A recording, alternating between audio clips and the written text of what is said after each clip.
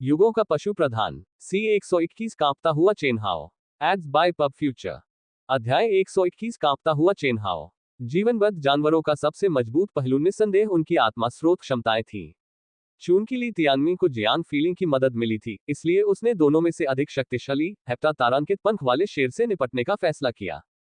कई धमाके हुए जब लाइटें ली तियानमिंग पर बार बार गिरी। ली तियानमिंग ने बचने के लिए फ्लेमिंग शैडो फ्लैश का इस्तेमाल करने की कोशिश की, लेकिन अपनी गति के बावजूद ज्यादातर वार उसके इन्फिनल आर्मर पर ही पड़े, जिससे उसका रक्त प्रवाह और ऊर्जा अस्त व्यस्त हो गई। अपने बचाव के बिना शायद मौत ने उसे अपने आगोश में ले लिया होता। हमले ने इन्फिनल आर्मर को लगभग चकनाचूर कर दिया था। हमलों को सहते हुए ली तियानमिंग तारों की रोशनी में भागकर शेर के सामने पहुंचे। शेर ये देखकर दंग रह गया कि शेर को कोई नुकसान नहीं पहुंचा है।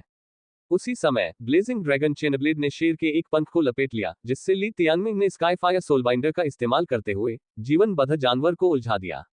अब जब उसका लक्ष्य लॉक हो गया है, तो चिलचिलाती इन्फिनल ब्लेज ने चेनब्लेड को माध्यम बनाकर अपने दुश्मन पर हमला किया और शेर को खा गया।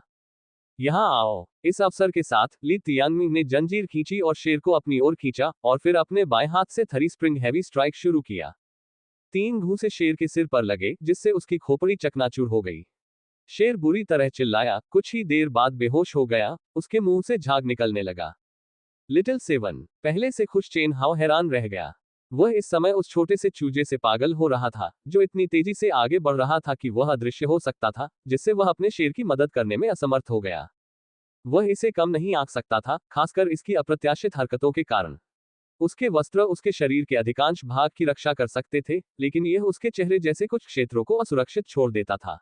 एक पल की असावधानी से उसका 1 पाउंड मांस नष्ट हो जाता था।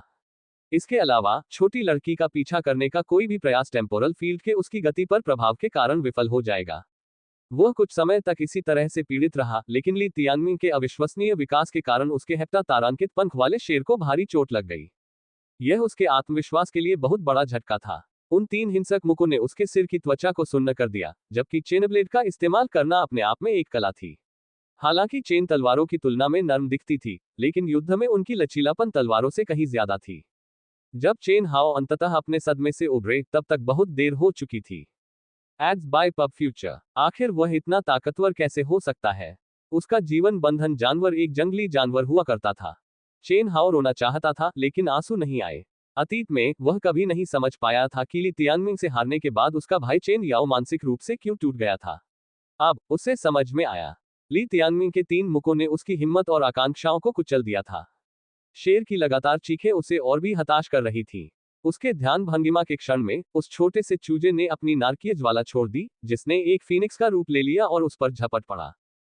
सौभाग्य से एक विशाल सुनहरा जानवर उस पर टूट पड़ा। ऊर्जा की एक सुनहरी धारा फीनिक्स से टकराई, जिससे वह तितर बितर हो गया। इससे भी अधिक सौभाग्य की बात यह थी कि बीच का हमला एक कोन पर हुआ था, जिससे चेनहाओ यंगहुओ के हमले के अवशेषों से बच गया। स्वाभाविक रूप से चेनहाओ का रक्षक जिंग क्यू था। जिंग क्यू वास्तव में चेनहाओ से भी ज्यादा हिल गया था, क्योंकि चेनहाओ को बचाना उसके लिए बहुत मुश्किल था। एक साथ चेनहाओ को आखिरकार अपना आत्मविश्वास मिल गया। हम संख्या में उससे 2 गुना ज्यादा हैं, डरने की कोई जरूरत नहीं है। अगर उन्हें पता होता कि ली तियानमिंग से निपटना इतना मुश्किल होगा, तो वे इतने घमंडी नहीं होते। अब उन दोनों के साथ साथ सौर सींग वाले बाघ ने ली तियानमिंग को घेर लिया। अब जब बदला लेने का मौका आ गया था, तो चेनहाओ की आंखें लाल हो गईं। तुम चूजे को ले जाओ, सोलर और मैं उसकी देखभाल करेंगे। वह अपने जीवनबद्ध जानवर से भी अधिक शक्तिशाली लगता है और उसे जियान फीलिंग की मदद मिल रही है। जिंग क्यू ने भी अब घमंडी होने की हिम्मत नहीं की। अगर छोटे चूजे को बांध दिया जाता, तो ये ली तियानमिंग के पास जानवर न होने के बराबर होता। उसे सबक सिखाओ, चेनहाओ ने थूका। हालांकि इससे वह अंदर से कितना हिल गया था, यह नहीं बदला, जब उसे साफ तौर पर याद आया कि 1 महीने पहले ली तियानमिंग का प्रतिद्वंद्वी उसका छोटा भाई था। उस समय मेरी छोटी उंगली ही इस ली तियानमिंग को कुचल सकती थी। अब वह इतना मजबूत कैसे हो सकता है? चेनहाओ को उस डर की याद ताजा थी जो उसने कुछ पल पहले महसूस किया था। जिंग क्यू के साथ ली तियानमिंग को हराकर ही वह अपने अंदर के इस राक्षस को निकाल सकता था। और फिर भी ली तियानमिंग को उनकी मौजूदा परिस्थितियों में हराना कभी भी उस डर को दूर नहीं कर पाएगा जो उसे पहले महसूस हुआ था। जब तक वह अकेले ली तियानमिंग का मुकाबला नहीं कर लेता, वह फिर कभी सीधा खड़ा नहीं हो पाएगा। उसे सेज चेन का सामना करने में शर्म आ रही थी, और उसे अपनी चिड़चिड़ी मां को सब कुछ समझाने में मुश्किल हो रही थी। जब उसकी माँ को ये बात पता चलेगी तो वह बहुत क्रोधित होगी, और यदि वह आगे से उसके साथ कूड़े जैसा व्यवहार करेगी तो वह क्या करेगा। दूसरी ओर जिंग क्यू और उसके बाघ ने ली तियानमिंग को नियंत्रण में रखा हुआ था, उनके समन्वित हमले उस पर बार बार दबाव डाल रहे थे। किसी कारण से उसके दिमाग में खतरे की घंटी बजने लगी, और चेन हाओ ने देखा। अपने दिव्य पंखों के साथ ली तियानमिंग ने उड़ानहीन जिंग क्यू और उसके बाघ को कुछ दूर तक ले जाया था। जिंग क्यू और बाघ उनका पीछा कर रहे थे, लेकिन उनके शिकार की उड़ने की क्षमता और उनके चेनब्लेड की रेंज की अंतर्निहित श्रेष्ठता ने ली तियानमिंग को उनके साथ खेलने में सक्षम बनाया। चेन हाओ को यह समझ में नहीं आया कि वह क्यों घबरा गया, लेकिन कुछ ही देर बाद जवाब आ गया। ली तियानमिंग ने अचानक अपनी दिशा बदली और घबराए हुए चेन हाओ की ओर इतनी तेजी से बढ़ा कि जिंग क्यू प्रतिक्रिया नहीं कर सका। कुछ ही क्षणों में ली तियानमिंग ने उसे धूल में मिला दिया। भले ही जिंग क्यू उसे पकड़ लेता, लेकिन टेम्पोरल फील्ड अभी भी सक्रिय था और उसका इंतजार कर रहा था। पलक झपकते ही स्थिति बदल गई। ली तियानमिंग और यंग हू अब चेन हाओ पर हमला कर रहे थे। हालांकि जिंग क्यू को उन तक पहुंचने में बस 1 या 2 पल लगे, लेकिन ली तियानमिंग के लिए ये काफी था। चेन हाओ की आंखें सुस्त थीं, उनमें जो चमक थी अब उसकी जगह सदमा था। युवक को भारी मानसिक क्षति पहुंची थी। तुम पहले से ही मुझसे डर गए हो। ली तियानमिंग आसमान से नीचे झपटा, उसकी चेन ब्लेड बाहर निकली और चेन हाओ पर वार किया। चेन हाओ ने ली तियानमिंग को पीछे धकेलने के लिए अपनी कॉस्मिक ब्रिलियंट स्वॉर्ड आर्ट का इस्तेमाल किया। उसकी मनस्थिति को देखते हुए यह एक सराहनीय प्रतिक्रिया थी, लेकिन यह पर्याप्त नहीं था। ली तियानमिंग के हमले को रोकते हुए उसके पीछे एक लाल रंग की चमक उभरी। वह देखने के लिए मुड़ा, लेकिन एक उग्र फीनिक्स पहले ही उस पर टूट पड़ा था। नरक की ज्वाला ने तुरंत उसे अपनी चपेट में ले लिया, जिससे वह एक उग्र युद्ध देवता बन गया। दुर्भाग्य से वह ली तियानमिंग नहीं था। हमले के तुरंत बाद उसके स्टार वस्त्र जलने लगे। घबराकर चेन हाओ ने कपड़े उतारने शुरू कर दिए, अन्यथा एक उग्र मौत उसका इंतजार कर रही थी। इसी समय एक चाबुक उसके चेहरे पर आकर लगा। चेन हाओ जमीन पर गिर पड़ा और ली तियानमिंग से दूर लुढ़कते हुए उसके कुछ दांत टूट गए। उसकी दर्द भरी चीखें कुछ पलों तक ही चली, फिर हेप्टा स्टार आर्केन तलवार उसकी जांघ में घुस गई और उसे नीचे जमीन पर गिरा दिया। उसका चेहरा पीला पड़ गया। वह देख सकता था कि ली तियानमिंग की चेन तलवार के चारों ओर बंधी हुई थी, जो उसके पैर में घुस गई थी। कुछ ही क्षण बाद दर्द ने उसे जकड़ लिया, जिससे वह बेहोश हो गया। हालांकि चेन हाओ ली तियानमिंग को मारना चाहता था, लेकिन बाद में उसने दया दिखाई। अंत में चेन हाओ सेज चेन का बेटा था। उसके पिता ने पहले भी उस पर दया दिखाई थी, और वह चेन हाओ को जीवित रखकर उसका बदला चुकाएगा। हालांकि इस मामले पर ली तियानमिंग की चर्चा समाप्त हो गई, क्योंकि एक उग्र जिंग क्यू ने उसे पकड़ लिया। ईमानदारी से, अगर उन चारों ने शुरू से ही ली तियानमिंग पर एक साथ हमला किया होता, तो जीत हासिल करना कहीं ज्यादा मुश्किल होता। जिंग क्यू को किटिंग करके उसे दूर ले जाना उसकी ओर से एक अच्छा कदम था। हालांकि उन्होंने पहले जो अहंकार दिखाया था, वह निर्णायक था। इससे ठीक पहले छोटी लड़की ने ली तियानमिंग को जिंग क्यू को रोकने में मदद की थी। अब यह एक बनाम एक की स्थिति में लौट आया है। जिंग क्यू बाहर से तो क्रूर था, लेकिन अंदर से वह ली तियानमिंग को हल्के में नहीं ले सकता था। ली तियानमिंग के साथ एक हताश लड़ाई में उतरते ही उसके चेहरे पर एक शिकन आ गई। अब उसके पास ली तियानमिंग में 1 महीने में आए बड़े बदलावों के बारे में सोचने की फुर्सत नहीं थी। अरे जिंग क्यू, क्या मैं ये जानने में दिलचस्पी रखता हूँ कि क्या मैं तुम्हारे चेहरे को रौंद सकता हूँ। Ads by PubFuture. संपर्क टॉस साइट मैप दान करें, मेनू दिखाओ। उपन्यास ऑनलाइन पूरा पढ़े। उपन्यास बिन उपन्यास युगों का पशु प्रधान अध्याय 122। इस अपमान को याद रखें। गुणा प्रिय पाठकों, अधिक अध्यायों के अनुवाद में हमारी टीम की सहायता के लिए यहां दान करें। URL युगों का पशु प्रधान C122। इस अपमान को याद रखें। Ads by PubFuture. अध्याय 122। इस अपमान को याद रखें। जिंग क्यू के हथियार को रेड सन वॉर गॉड हाल्बर्ट कहा जाता था। अपने लंबे और मजबूत शरीर के साथ उसके हमलों में स्वाभाविक रूप से विस्फोटक गुण थे। स्टार क्लीवर आर्ट, एक युद्ध कला जो सितारों को काटने की कोशिश करती थी। यह एक दबंग चाल थी जो जिंग क्यू की युद्ध शैली के अनुकूल थी, चेन हाओ की कॉस्मिक ब्रिलियंट तलवार कला के पूर्ण विपरीत। एक दबंग थी, एक सुंदर थी। अगर वे दोनों पुरुष नहीं होते, तो शायद उनकी शादी भी तेशुदा तरीके से होती। हालांकि वे प्रेमी प्रेमिका नहीं थे, लेकिन अपने भाई को बुरी तरह घायल देखकर जिंग क्यू को बहुत गुस्सा आता था, और वह अपने हर वार के पीछे अपनी तलवार की ताकत बढ़ाता जाता था। ली तियानमिंग, तुम उससे भी बदतर स्थिति में पहुंचोगे, मेरी बात पर ध्यान दो। जिंग क्यू ने गुर्राहट के साथ कहा। इतना घमंड मत करो, तुम अभी दिखा रहे हो कि तुम कितने डरे हुए हो। ली तियानमिंग हवा में मडरा रहा था। टेम्पोरल फील्ड के साथ वह अपराजय था। आखिरकार जिंग क्यू वेई गोआओ या चेन हाओ से ज्यादा मजबूत नहीं था, लेकिन ली तियानमिंग, वह तो बहुत ज्यादा ताकतवर था। ली तियानमिंग के बोलते ही सौर सींग वाले बाघ का सींग अचानक चमक उठा। सुनहरी रोशनी बाहर की ओर निकली, उसका लक्ष्य ली तियानमिंग था। यह उसकी आत्मा स्रोत क्षमता थी, सूर्य के प्रकाश को प्रकाशित करना। संकेत के रूप में प्रकाश के साथ, जिंग क्यू ने एक पल बाद छलांग लगाई, उसका परशु आकाश से एक तारा गिराने की तैयारी कर रहा था। उसकी हरकतें विस्फोटक थीं, हमलों का यह अचानक विस्फोट काफी भयंकर था। हालांकि ली तियानमिंग पहले से ही तैयार था। हालांकि रोशन करने वाली धूप तेज थी, लेकिन जब वह आसमान में था तो उस पर वार करना इतना आसान नहीं था। उसका इन्फेनल कवच भी अपनी सही अवस्था में वापस आ गया था, भले ही उस पर सीधा वार किया गया हो, लेकिन वह पराजित नहीं होगा। ली तियानमिंग ने ज्वलंत छाया फ्लैश के साथ एक तरफ को चकमा दिया, इसकी गति टेम्पोरल फील्ड में और बढ़ गई, और रोशन सूरज की रोशनी हानिरहित रूप से गुजर गई। मरो, जिंग क्यू का फरसा टूट गया। ली तियानमिंग ने अचानक अपनी बाईं हथेली खोली, जिससे उसकी भ्रमित करने वाली आंख फिर से प्रकट हुई। किसी व्यक्ति के विरुद्ध प्रलोभन की कला का प्रयोग करना उसके मुंह में एक अजीब सा स्वाद छोड़ गया, लेकिन अंततः यह एक लक्ष्य तक पहुंचने का एक साधन मात्र था। Ads by PubFuture. Jing Qiu को एक पल के लिए भ्रमित करने के बाद ली तियानमिंग ने आत्माविहीन 7 चीखों का उपयोग करने का अवसर जब्त कर लिया। पहला रुख, दुष्ट आत्माओं का विलाप। दूसरा रुख, प्रतिशोधी प्रेतों की पीड़ा। धधकते ड्रैगन चेनब्लेड ने अजीब आवाजें निकालनी शुरू कर दी, जो भ्रमित करने वाली आंख के साथ मिलकर उसकी दृष्टि और श्रवण शक्ति पर हमला करने लगी।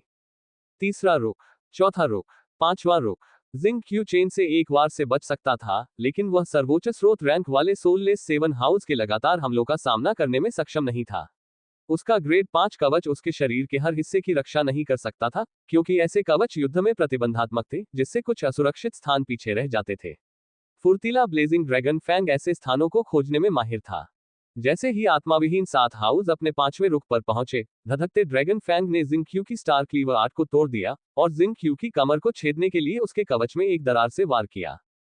जिंग क्यू दर्द से दहाड़ उठा, और इस तरह के एक मौके के साथ ली तियानमिंग आसमान से नीचे उतरा, अपने पैरों से जिंग क्यू के सिर पर लात मारी।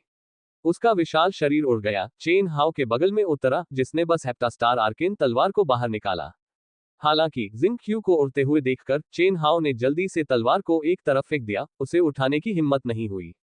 जिंग क्यू ने अपने पैरों पर खड़े होने की कोशिश की, जिसके कारण ली तियानमिंग ने उसे एक और लात मारी, जिससे वह एक चट्टान से टकरा गया। उसे फिर से चक्कर आने लगा, और जब उसने आखिरकार उससे लड़ने की कोशिश की तो उसने देखा कि ली तियानमिंग छोटी लड़की के साथ मिलकर उसके बाग को खूनी गंदगी में बदल रहा है। बाग पर कई छेद कर दिए गए थे, और वह पूरी तरह से पराजित हो गया था। जब ली तियानमिंग अंततः रुका, तो चारों ओर पुनर्तः शांति थी, केवल 2 पुरुषों और उनके जानवरों की पीड़ा भरी सिसकारियां तथा ऊपर से लगातार गड़गड़ाहट की आवाजें सुनाई दे रही थीं। जिंग क्यू और चेन हाउ ने ली तियानमिंग को देखा, वे इतने भयभीत थे कि सांस छोड़ने की हिम्मत नहीं कर पा रहे थे। ली तियानमिंग ने अपनी जंजीर से उन दोनों को बांध दिया, जंजीर पर लगी ड्रैगनफायर की वजह से वे दर्द से कराह उठे। जिंग और चेन मर्चेंटरी के 2 घमंडी युवा स्वामी सख्त होने की कोशिश कर रहे थे, लेकिन वे अपने पैरों में कांपना नहीं छिपा पा रहे थे। उनका डर और भी बढ़ गया जब उन्होंने देखा कि उनके एक समय के शानदार शेर और राजसी बाघ किस हालत में थे। जब ली तियानमिंग ने दोनों के सामने अपने धधकते ड्रैगन फैंग से खेला, तो उनके भाव अंततः डगमगा गए। तो क्या यह मजेदार था? ली तियानमिंग ने चेन हाउ के बाल पकड़े और उसे अपनी आंखों में देखने के लिए मजबूर किया। अरे अरे, तुम जवाब क्यों नहीं दे रहे हो? ली तियानमिंग की मुस्कान और बढ़ गई। वह ऐसा करने के लिए लंबे समय से इंतजार कर रहा था, जब से उन्होंने रैंकिंग की लड़ाई में उसकी मां का मजाक उड़ाया था। क्या तुम पहले बहुत दिखावटी नहीं थे और लोगों को नीची नजर से नहीं देखते थे? अब अपने आप को देखो। ली तियानमिंग ने चेन हाउ के गाल पर थपथपाते हुए पूछा। हमें अपमानित करने की कोशिश में हद से आगे मत बढ़ो। तुमने हमें हरा दिया है, लेकिन अंत में तुम्हारा बुरा हाल होगा। चेन हाउ ने गुर्राने की कोशिश की, लेकिन कई दांत खो जाने के कारण ऐसा करना मुश्किल था। क्या हद कर दी? मैंने तुम सबको अपमानित किया। कृपया, क्या तुमने सोचा भी था कि ऐसा होगा जब तुम और तुम्हारी मां ने वे सभी शब्द कहे थे? ली तियानमिंग ने उसे एक जोरदार थप्पड़ मारा, जिससे चेन हाउ चुप हो गया। वापस जाने के बाद अपनी मां को ठीक से बताना कि मैंने तुम्हें कैसे पीटा और शर्मिंदा किया। ली तियानमिंग ने अपने शब्दों को एक और थप्पड़ से विराम दिया। चेन हाउ का बायां हिस्सा अभी अभी चेन से सूज गया था, और ली तियानमिंग अब दायां हिस्सा लेने जा रहा था। दोनों तरफ सूजन शुरू होने के साथ चेन हाउ का चेहरा पूरी तरह से खराब हो गया था। मुझे पता है कि तुम मुझे मारना चाहते थे। अगर मैं आज हार जाता तो शायद मेरी जान नहीं बचती।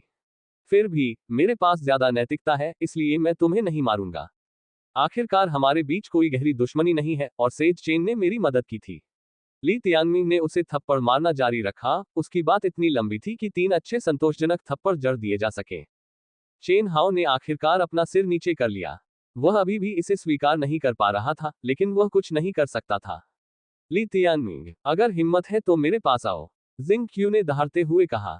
अरे यार, तुम इतने उत्साहित क्यों हो? तुम अगले हो। ली तियानमिंग उसके पास गया और उसके चेहरे पर थप्पड़ मारा।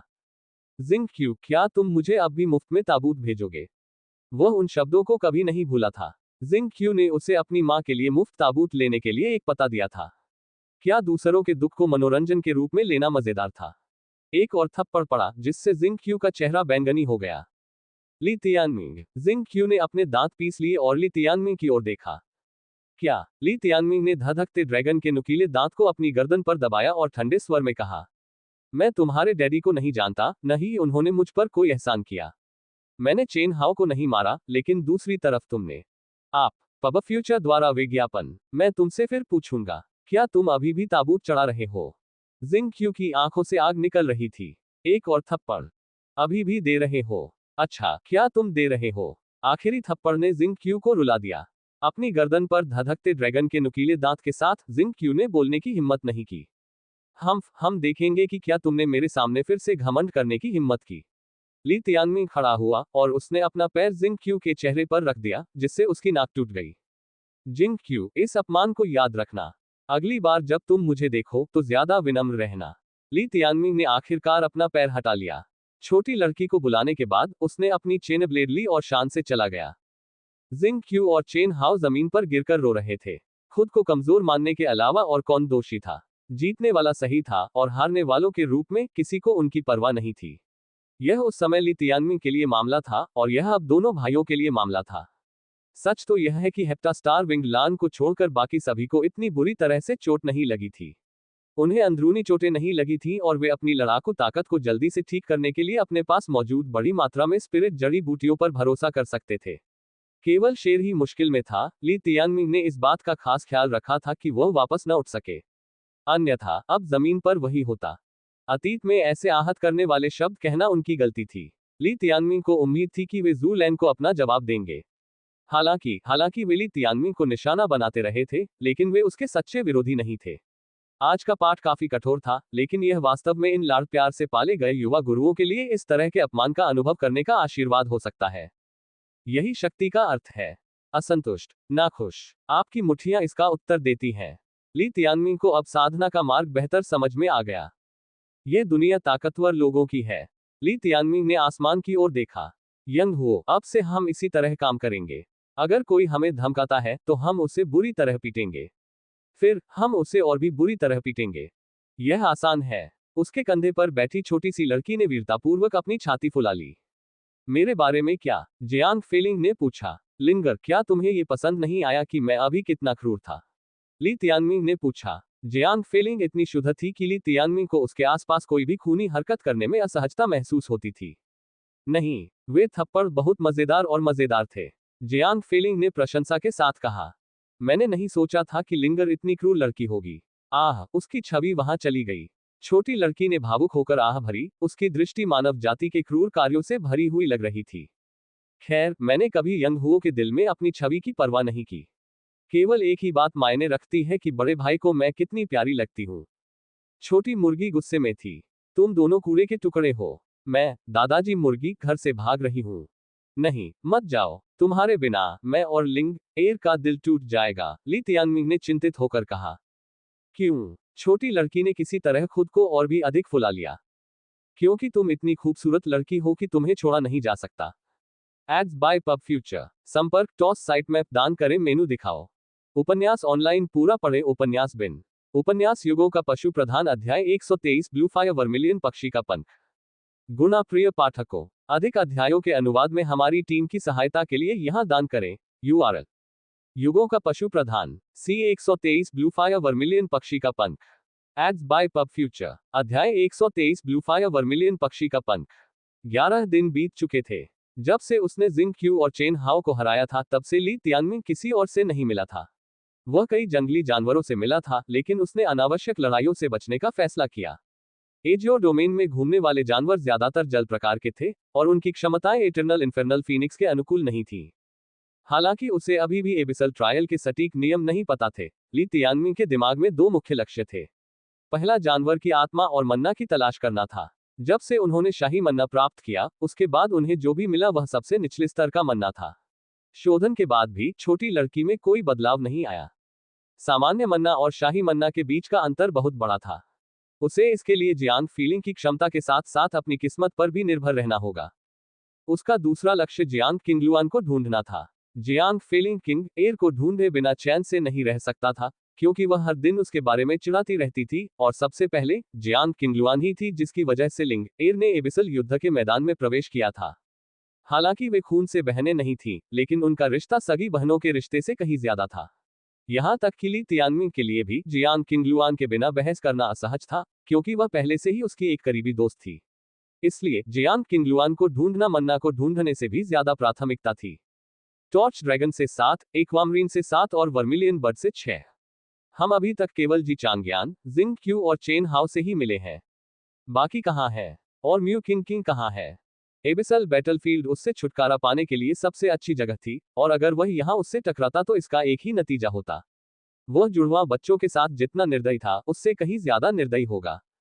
यह एबिसल ट्रायल में भाग लेने के लिए उनके मुख्य उद्देश्यों में से एक था। लिन जियाओटिंग के यूनिटी पहुंचने के बाद ली तियानमिंग को डर था कि वह अपना एकांतवास पूरा करने के बाद चले जाएंगे। ली तियानमिंग के लिए समय कम होता जा रहा था, और इसलिए उसके दो दुश्मनों को मारने की संभावना भी कम होती जा रही थी। ली तियानमिंग ने अपनी खोज जारी रखी। मुझे लगता है कि स्वर्गीय पैटर्न बैरियर पहले से ही अपने मूल व्यास का आधा है। ली तियानमिंग ने एक बार फिर बैरियर की झिल्ली देखी, लेकिन वह अब डोमेन के केंद्र के पास कहीं था। व्यास के आधे होने के कारण यह बिना कहे ही स्पष्ट था कि उनका क्षेत्र भी बहुत छोटा था। इसका मतलब ये भी था कि उनमें से 20 एक दूसरे के करीब भी होने चाहिए, क्योंकि वे पूरे नक्शे में कम बिखरे होंगे। लेकिन चूंकि जी चांगयान मर चुका था, इसलिए उनमें से केवल 19 ही बचे थे। वास्तव में ली तियानमिंग को यह भी नहीं पता होगा कि वह मरने वाला पहला व्यक्ति था या नहीं। शायद और भी लोग मर चुके थे। ली तियानमिंग ने सोचा कि जिंग क्यू और चेन हाउ से पूछना चाहिए था कि क्या उनकी किसी और से मुलाकात हुई थी। यह बहुत संभव है कि 20वें दिन के आसपास अवरोध पूरे डोमेन के केवल एक छोटे से हिस्से को घेर लेगा। एक बार ऐसा होने पर 10 दिनों के भीतर सब कुछ खत्म हो जाएगा। यदि ऐसा हुआ तो नियम क्या होंगे, और यह कैसे तय होगा कि स्वर्ग के एलिसियम में कौन प्रवेश कर सकता है? ली तियानमिंग को नहीं लगता था कि वह अकेला व्यक्ति था जिसके मन में यह सवाल था। क्या यह वास्तव में वैसा ही था जैसा जी चांगयान ने कहा था, कि उसे हर दूसरे प्रतिभागी को मारना होगा? यह एक बढ़ती हुई संभावना थी, जिसे न तो वह और न ही जियांग फीलिंग स्वीकार करेंगे। एड्स बाय पब फ्यूचर अथाह परीक्षण का 13वां दिन। तुम आलसी गधे, तुम कब उठोगे? छोटा चूजा जीवन बधस्थान के चारों ओर टटोल रहा था। उसके सामने एक अंडा था। वह अंडे को लात मार रहा था, जिस पर पहले से ही 3 दरारें थीं। अगर ली तियानमिंग दरार के भीतर देखता तो उसे अंडे के अंदर चमकती हुई काली बिजली दिखाई देती। तुम कितने आलसी हो, एक हल्का धक्का और तुम बाहर आ जाओगे। क्या तुम्हारे बड़े भाई की मदद की जरूरत है? छोटा चूजा एक अधीर प्राणी था। जब वह अंडे से बाहर निकल रहा था, तो वह ली तियानमिंग से भी ज्यादा उत्सुक था अपने अंडे से बाहर आने के लिए। दूसरे भाई ने भी यंग हुओ की तरह ही अंडे सेने के संकेत दिखाए थे। फिर भी 2 महीने बीत गए और कुछ नहीं हुआ। अंडे सेने के कई संकेत दिखाई दिए थे, लेकिन कुछ समय बाद निराशाजनक रूप से वे खत्म हो गए। एक तरह से दोनों को इसकी आदत हो गई थी। ली तियानमिंग ने अंडे को अपने जीवन बधस्थान से बाहर निकाला और अपने हाथों में पकड़ लिया। बिजली की गड़गड़ाहट ने उनके आसपास के स्थान को हिला दिया, जैसे ऊपर आसमान में गरज के साथ बारिश हो रही हो। अंडे की दरारों से दिखाई देने वाली काली बिजली भी बाहर के भयावह मौसम के साथ प्रतिध्वनित होती दिख रही थी। ये सब आदिकालीन अराजकता जंतु के अवतरण के संकेत थे। हालांकि ली तियानमिंग खुद को बहुत ज्यादा बड़ा चढ़ाकर नहीं बताना चाहता था। तूफान के चरम पर पहुंचने से ठीक पहले उनके आसपास के बादल छट गए, साथ ही अंडे के अंदर की काली बिजली भी छट गई। तो छोटी लड़की ने पूछा, ये फिर से सो रहा है? ली तियानमिंग ने उत्तर दिया। ये तीसरी बार हो चुका था। हर बार गरज और बिजली उनके चारों ओर सबसे नाटकीय अंदाज में प्रकट होती, लेकिन जानवर बिना चूके एक घुरघुराहट के साथ वापस सो जाता।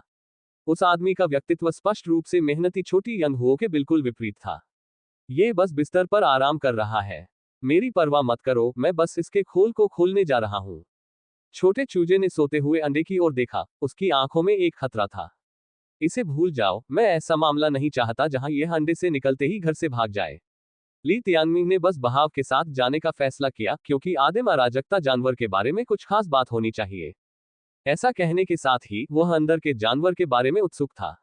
आखिरकार वह अपने अंडे के अंदर से बिजली की शक्ति को बुलाकर बाहर तूफान मचाने में सक्षम था। जानवर चाहे जो भी हो, वह अंडे से निकलने के बाद जुड़वा जानवरों का मालिक होगा, जिसका मतलब है कि उसके पास न केवल अनंत नरकीय शक्ति होगी, बल्कि काली बिजली की शक्ति भी होगी। वह महसूस कर सकता था कि उस काली बिजली में कुछ खास था, जो नरकीय स्रोत जितनी ही शक्तिशाली थी। ओह, ये तो बाघ है, बहुत ही खूंखार, छोटी सी लड़की ने कहा। बाघ, जिंग क्यू के 100 सींग वाले बाघ से भी ज्यादा खतरनाक। छोटी लड़की ने सिर हिलाया।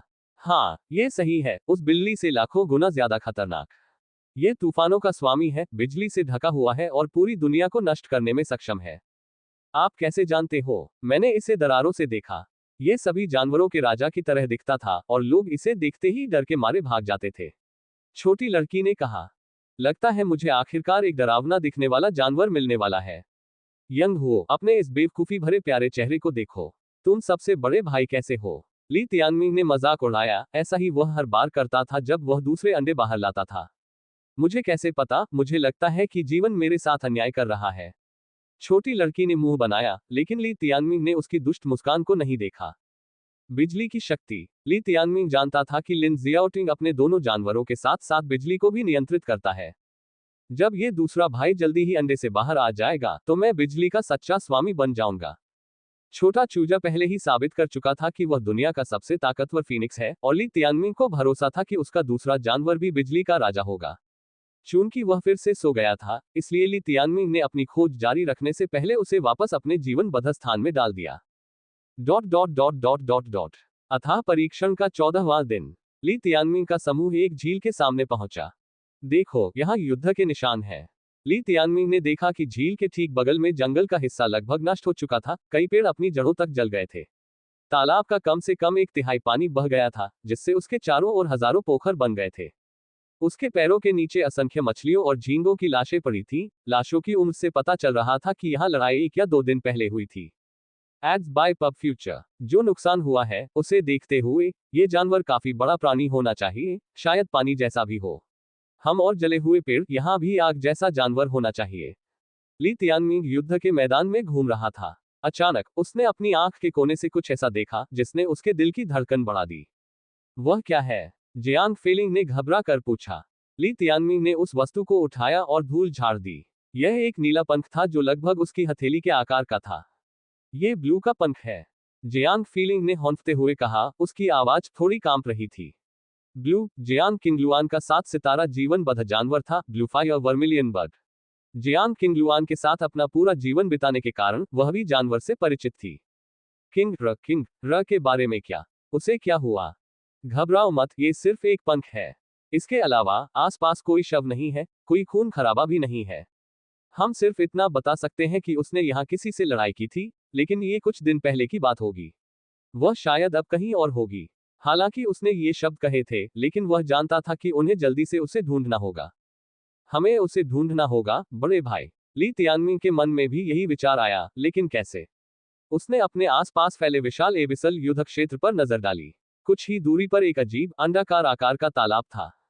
ये निश्चित रूप से ब्लूफाई और वर्मिलियन बर्ड के साथ जीवन बाधित जानवर की लड़ाई के बाद का दृश्य है, क्योंकि आसपास जंगली जानवरों का कोई शव नहीं है। यह पानी जैसा दिखने वाला जानवर लग रहा है। ली तियानमिंग सबूत के लिए इधर उधर देखना चाहता था। किंग र किससे लड़ रहा था? शायद एक्वामरीन से कोई। उनके पास सबसे ज्यादा पानी के प्रकार के जानवर हैं। दोनों देशों के बीच कोई नफरत नहीं है, इसलिए उसे ठीक होना चाहिए, ली तियानमिंग ने समझाया। एक्वामरीन, चिंता मत करो, पहले मुझे चारों ओर देखने दो। ली तियानमिंग ने आकाशीय पंखों का इस्तेमाल किया ताकि वह ऊंची उड़ान भर सके और अन्य निशानों की जांच कर सके। जैसे ही उसने आसपास के वातावरण को स्कैन किया, उसने एक विशेष तालाब पर दूसरी नजर डाली, जो ऐसा लग रहा था जैसे किसी जीवित जानवर के शरीर ने ऐसा कुछ बनाया हो। मैं किसी के बारे में भूल गया था। वह भी पानी में रहने वाली जानवरों की सरदार है। ली तियानमिंग की आवाज अब ठंडी और बर्फीली हो गई थी। कौन? मू किंग किंग, ली तियानमिंग ने भौहें सिकोड़ते हुए कहा। मैंने सुना है कि लिन शियाओटिंग की मदद से उसकी डीप सी ब्लू व्हेल 5 सितारों से 7 सितारों तक विकसित हुई, एक रेज ड्रैगन व्हेल लॉर्ड में। इस तालाब का आकार व्हेल लॉर्ड के आकार जैसा ही है। रेज ड्रैगन व्हेल लॉर्ड एक बहुत बड़ा जीव था, और यह वर्मिलियन बर्ड के स्वर्ग के अभयारण्य में मौजूद सबसे बड़ा जीवन बद्ध जानवर भी था।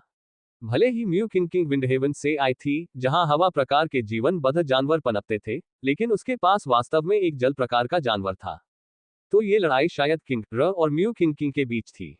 जियांग फीलिंग को अब ज्यादा सहजता महसूस हुई, क्योंकि म्यू किंग किंग मुश्किल से लीडरबोर्ड में जगह बना पाई थी। उसे जियांग किंगलुआन जितना मजबूत नहीं होना चाहिए था। चलो जाकर उन्हें ढूंढते हैं। ली तियानमिंग ने एक गहरी सांस ली, उसका बदला करीब आ रहा था। Ads by PubFuture. संपर्क टॉस साइट मैप दान करें मेनू दिखाओ। उपन्यास ऑनलाइन पूरा पढ़े उपन्यास बिन। उपन्यास युगों का पशु प्रधान अध्याय 124 समर्पण करो या नष्ट हो जाओ। गुणा प्रिय पाठकों, अधिक अध्यायों के अनुवाद में हमारी टीम की सहायता के लिए यहां दान करें। URL युगों का पशु प्रधान C124 समर्पण करो या नष्ट हो जाओ। एड्स बाय पब फ्यूचर अध्याय 124 समर्पण करो या नष्ट हो जाओ। वर्मिलियन बर्ड की प्रसिद्ध हजार झीलों की भूमि इग्निस पोलिस के उत्तर की ओर थी। इसमें सुंदर दृश्य, साफ झीलें थीं और यह एक प्रसिद्ध दर्शनीय स्थल था। एक झील, द्वीपों की झील, विशेष रूप से प्रसिद्ध थी। यह समुद्र की तरह विशाल थी और इसकी प्रसिद्धि का कारण इसके ऊपर तैरते असंख्य द्वीप थे। प्रत्येक द्वीप पर सुगंधित फूलों के अंतहीन खेत थे, जो पक्षियों के मधुर संगीत से सराबोर थे, जिससे एक मनोरम स्थान बन गया था। हालांकि लेक ऑफ आइलैंड्स में खेलने वाले बहुत कम लोगों को पता था कि मृत और उदास एबिसल बैटलफील्ड में भी इसका एक समकक्ष था। इसके समकक्ष में समुद्र जितनी विशाल झील होने का दावा किया गया था, लेकिन इसका पानी बहुत गंदा काला था, जिससे बहुत बदबू आती थी। झील के ऊपर घना काला कोहरा छाया हुआ था, जिससे जानवरों के सरदारों की दृष्टि भी बेकार हो गई थी। इस झील में अजीबोगरीब जलीय जीव छिपे हुए थे। कथित तौर पर इनमें शीतनिद्रा में रहने वाले जंगली जानवर भी शामिल थे, जो अपना दिन शिकार के इंतजार में बिताते थे। तार्किक रूप से कहें तो एबिसल बैटलफील्ड की लेक ऑफ आइलैंड्स ऐसी जगह होनी चाहिए जहां से जानवरों के सरदारों को सम्मानजनक दूरी बनाए रखनी चाहिए। हालांकि एक सफेद कपड़े पहने बेदाग युवती वर्तमान में झील की सतह पर बह रही थी। उसका शांत और शांत व्यवहार उसके लुभावने चेहरे के साथ मिलकर उसे कमल के फूल जैसा बना रहा था। कमल का फूल कीचड़ भरे पानी या दलदल में उगता है, और एबिसल बैटलफील्ड की लेक ऑफ आइलैंड्स बिल्कुल वैसी ही जगह थी। कहावत के कमल की तरह सफेद कपड़े पहने युवती अपने आसपास की सारी गंदगी से बेदाग रही और कीचड़ से भरी होने के बावजूद भी पवित्र होने का एहसास दिलाती रही। उस पर एकमात्र दाग उसका पीला रंग था, जिसने उसके लाल होठों को भी प्रभावित किया था। ये जितना हो सकता था उससे कम गुलाबी था। एक विद्वान डॉक्टर उसे अनीमिया से पीड़ित समझ सकता है, उसका रंग इतना पीला था। हालांकि सबसे अजीब बात थी उसकी भौहों के बीच एक बैंगनी निशान। ये निशान लगातार अव्यवस्थित और राक्षसी तरीके से हिलता रहता था, जो उसके मांस में घुसने वाले और उसके खून को खाने वाले स्पर्शकों की याद दिलाता था। हालांकि सफेद कपड़े पहने युवती को बैंगनी रंग के निशान की परवाह नहीं थी। उसकी आंखें आगे क्या है इस पर टिकी थी। वो स्पष्ट रूप से कुछ खोज रही थी। पानी पर खड़े होकर बिना रुके आगे बढ़ने की उसकी हरकतें लोगों को चौंका सकती है। हालांकि करीब से देखने पर पता चलता है कि वह झील की सतह पर नहीं, बल्कि एक विशालकाय जानवर पर खड़ी थी।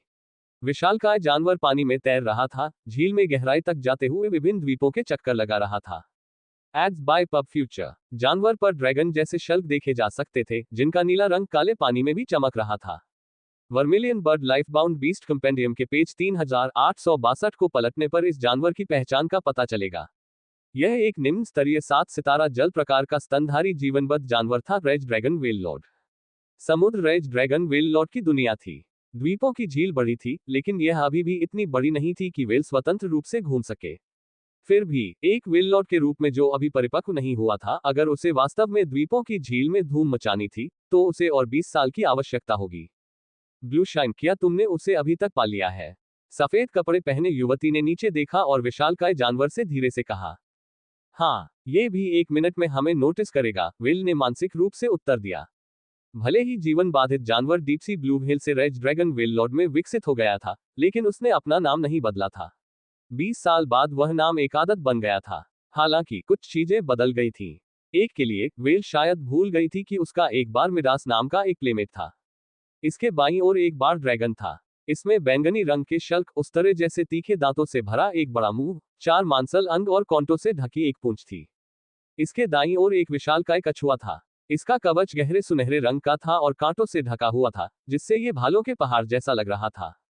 ये स्पष्ट था कि वे रेज ड्रैगन व्हेल लॉर्ड जैसे जीवनबद्ध जानवरों से अलग थे।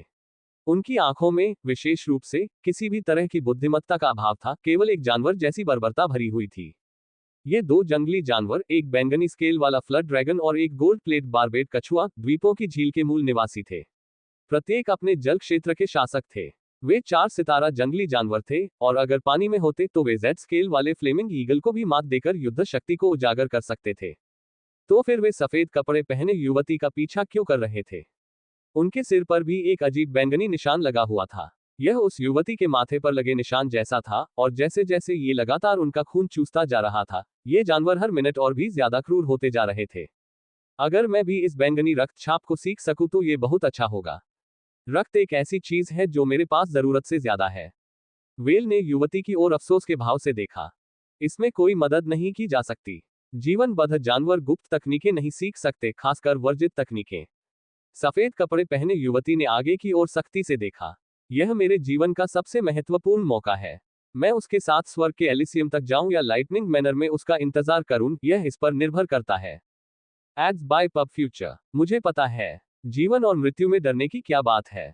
एक कोमल मुस्कान उसके होठों को छू गई, जैसे कि अब कुछ भी कहने लायक नहीं है। उसने पीछे मुड़कर उन 2 जानवरों की ओर देखा जो उसके पीछे आ रहे थे। 3 विशाल जानवरों के नियंत्रण में होने के कारण वह बहुत अधिक मजबूत थी, भले ही इस प्रक्रिया ने उसे कमजोर बना दिया हो।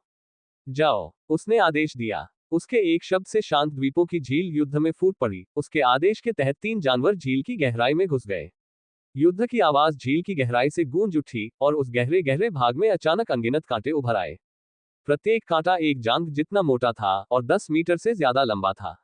गहरे हरे रंग के विष वाले तीखे कांटे भी उन पर उगाए थे। हालांकि मुख्य बात यह थी कि ऐसी रीढ़ें 100 से भी अधिक थीं। तीनों हमलावरों ने कांटेदार राक्षस को घेरते हुए अपनी आत्मशक्ति और जन्मजात क्षमताओं का प्रयोग करना शुरू कर दिया। एक जोरदार झटके के साथ बाढ़ के ड्रैगन ने अपने दुश्मन को बाहर निकाला, जिससे एक समुद्री अर्चिन जैसा जंगली जानवर सामने आया। उसका शरीर एक गेंद की तरह था जो 100 से ज्यादा नुकीली कांटों से ढका हुआ था, जिसमें मुंह या नाक दिखाई नहीं दे रहा था। ये जंगली जानवर 5 सितारा जंगली जानवर था, Hecatoncheires black devil. Black devil lake of islands का सबसे शक्तिशाली जंगली जानवर था, उसका अधिपति। बाढ़ के ड्रैगन और कछुए केवल इस पर विस्मय में कांप सकते थे। 5 सितारा जंगली जानवर कुछ ऐसा था जिससे केवल यूनिटी स्टेज के पावरहाउस ही लड़ सकते थे। अगर यह एक परिपक्व जंगली जानवर होता तो इन तीनों को हार का सामना करना पड़ता। हालांकि अब यह परिपक्व नहीं था, और इसकी युद्ध क्षमता अधिकतम 4 सितारा जंगली जानवर की थी। झील का अधिपति कहलाने वाला वास्तव में यह नहीं था, बल्कि इसकी मां बुढ़ापे में मर गई थी। लेकिन अब यह अकेला था, हमलावर जानवरों का सामना करने में असमर्थ था। इसके अलावा एक जानवर प्रधान था जिसने अभी तक अपना कदम नहीं उठाया था। सफेद कपड़े पहने युवती एक द्वीप पर खड़ी होकर चल रही लड़ाई को निश्चलता से देख रही थी। युवा हेकाटोनचेयर्स ब्लैक डेविल को पूरी तरह से पराजित होने में ज्यादा समय नहीं लगा। उसका शरीर पूरी तरह से चोटों से भरा हुआ था। हालांकि उसकी पुनर्जनन गति तेज थी, लेकिन 3 विशाल जानवरों के अथक हमले के सामने वह कुछ नहीं कर सकता था। काला शैतान कांप उठा। वह बुद्धिमान नहीं था और उसे नहीं पता था कि उस पर हमला क्यों हो रहा है, लेकिन फिर भी वह मौत के खतरे को बहुत स्पष्ट रूप से महसूस कर सकता था। इस समय सफेद कपड़े पहने युवती लहरों पर चढ़ी और वेल के सिर की ओर दौड़ी। ब्लैक डेविल अवचेतन रूप से कांप उठा जब उसने उसके माथे पर बैंगनी निशान देखा। वह बाढ़ के ड्रैगन और कछुए पर भी ऐसे ही निशान देख सकता था। समर्पण करो या मर जाओ, युवती ने ठंडे स्वर में कहा जब उसने एक तकनीक को सक्रिय करना शुरू किया। उसके हाथ में एक छोटा चाकू दिखाई दिया, जिसका इस्तेमाल उसने अपनी कलाई को काटने के लिए किया। उसके शरीर से ताजा खून बहने लगा, और वह खून से लथपथ लाश से अलग नहीं दिखने लगी, क्योंकि वह हेकाटोनचेयर्स ब्लैक डेविल के साथ कुछ करने के लिए तैयार थी। पिछला अध्याय। अगला अध्याय। Ads by PubFuture. संपर्क टॉस साइट मैप दान करें मेनू दिखाओ। उपन्यास ऑनलाइन पूरा पढ़े। उपन्यास बिन उपन्यास युगों का पशु प्रधान। अध्याय 125। मैं राजकुमारियों को मारने में विशेषज्ञ हूँ। गुणा प्रिय पाठकों, अधिक अध्यायों के अनुवाद में हमारी टीम की सहायता के लिए यहां दान करें। URL। युगों का पशु प्रधान C125। मैं राजकुमारियों को मारने में विशेषज्ञ हूँ। पब फ्यूचर द्वारा विज्ञापन। अध्याय 125। मैं राजकुमारियों को मारने में विशेषज्ञ हूँ। झील में टपकने के बजाय खून लड़की के सामने जमा हो गया था। यह देखने में एक भयानक दृश्य था। जैसे जैसे उसकी कलाई से खून बहता रहा, उसका चेहरा और भी पीला पड़ गया। उसका शरीर कांपने लगा, और उसकी पैंट उसके होठों से बाहर निकल गई, जो संयोग से बर्फ की तरह सफेद थी। कुछ ही सेकंड में लगभग आधा लीटर खून उसके सामने तैर रहा था। निस्संदेह यही उसके कमजोर होने का कारण था। बैंगनी रक्तचाप। इकट्ठा हो जाओ।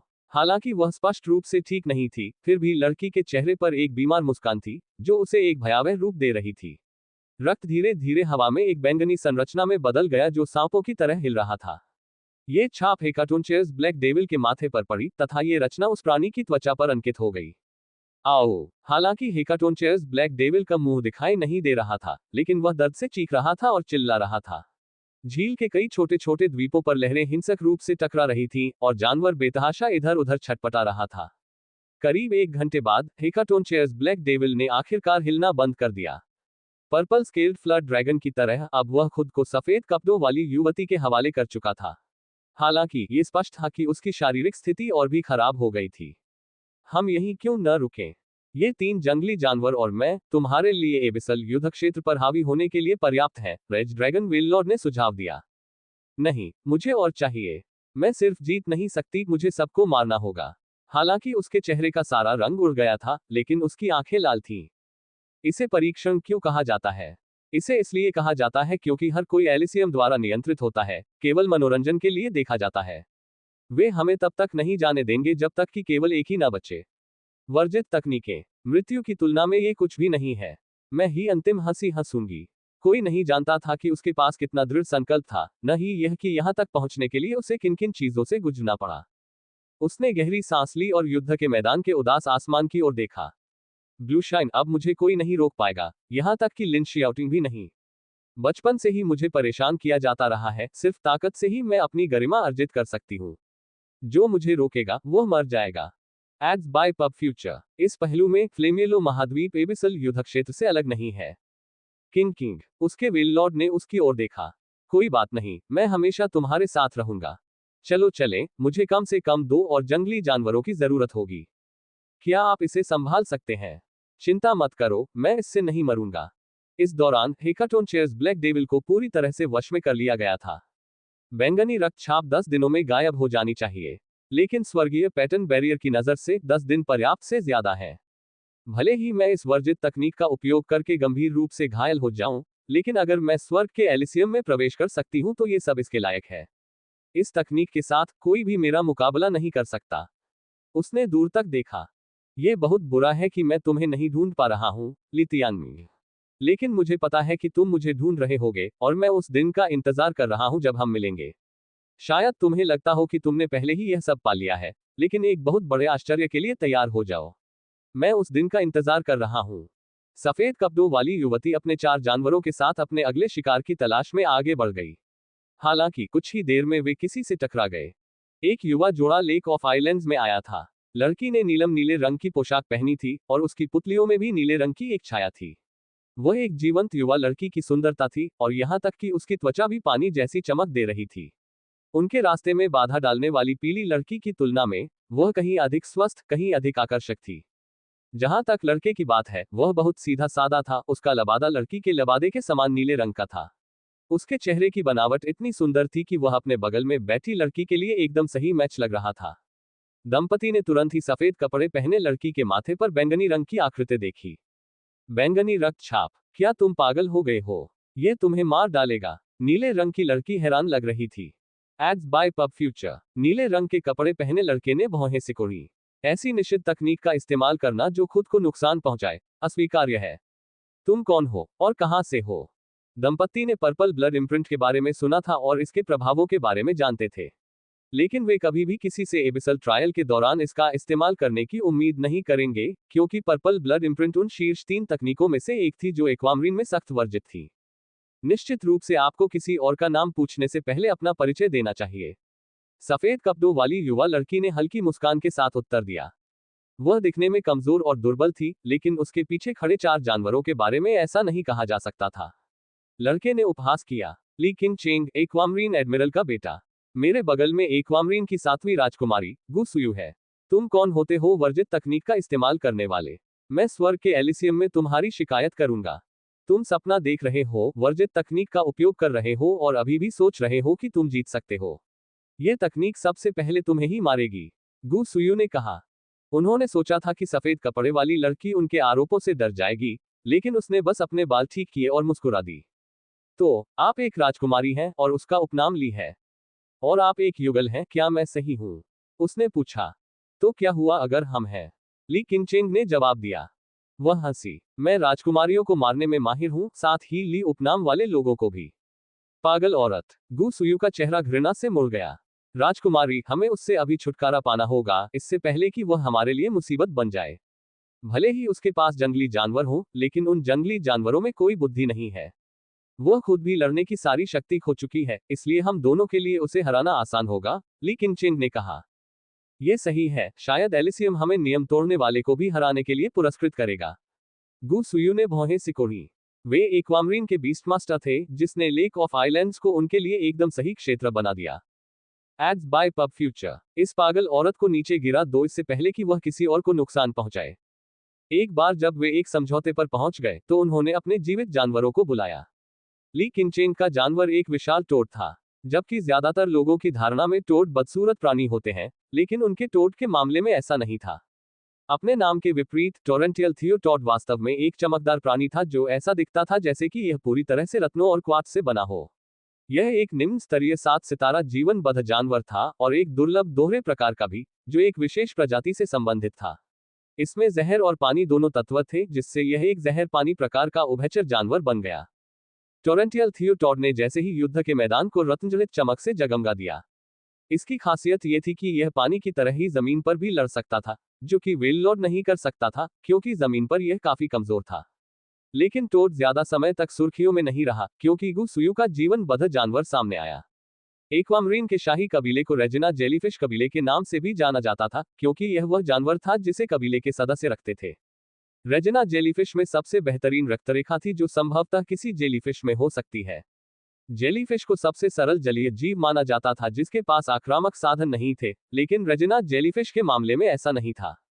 गु सुयू का जानवर रेनबो रेजिना जेलीफिश था, जो पानी में रहने वाला एक निडेरियन जानवर था।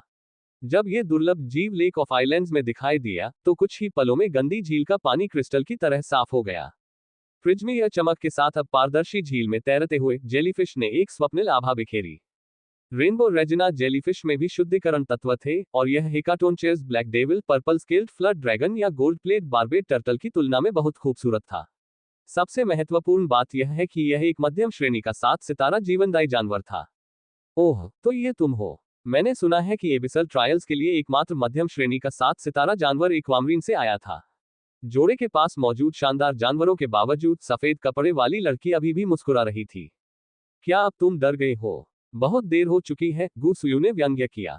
ऐसा नहीं है। सफेद कपड़े पहने लड़की ने जेलीफिश को प्रशंसा से देखा। कितना सुंदर जानवर है। और अब यह मेरा है। वह मुस्कुराई। बैंगनी रक्तचाप पर प्रतिबंध लगाने का एक मुख्य कारण यह था कि इसका उपयोग जीवित जानवरों पर भी किया जा सकता था। एक बार उनके पशु स्वामी मर गए, अर्थात। ओह, मैं भी वह टोड ले सकती हूँ। सफेद कपड़े पहने लड़की ने अजीब तरह से हंसते हुए कहा, जिससे जोड़े की रीढ़ में सिहरन दौड़ गई। वह हंसती रही। एक बार तुम मर जाओ, एक बार सब मर जाएं, तो स्वर्ग के स्वर्ग का टिकट मेरा होगा। क्या मैं गलत नहीं हूं? वह वास्तव में पागल है, ली किनचेंग ने घृणा भरी नजर से कहा। टॉर्च ड्रैगन के पास कोई जल प्रकार का जानवर नहीं है। वेल के साथ उसका जीवनबद्ध जानवर होने के कारण मैं जानता हूं कि वह कौन है। सिंदूर पक्षी की म्यू किंग। Ads by PubFuture. संपर्क टॉस साइट मैप दान करें, मेनू दिखाओ। उपन्यास ऑनलाइन पूरा पढ़े। उपन्यास बिन। उपन्यास युगों का पशु प्रधान अध्याय 126 अथाह परीक्षण का 17वां दिन।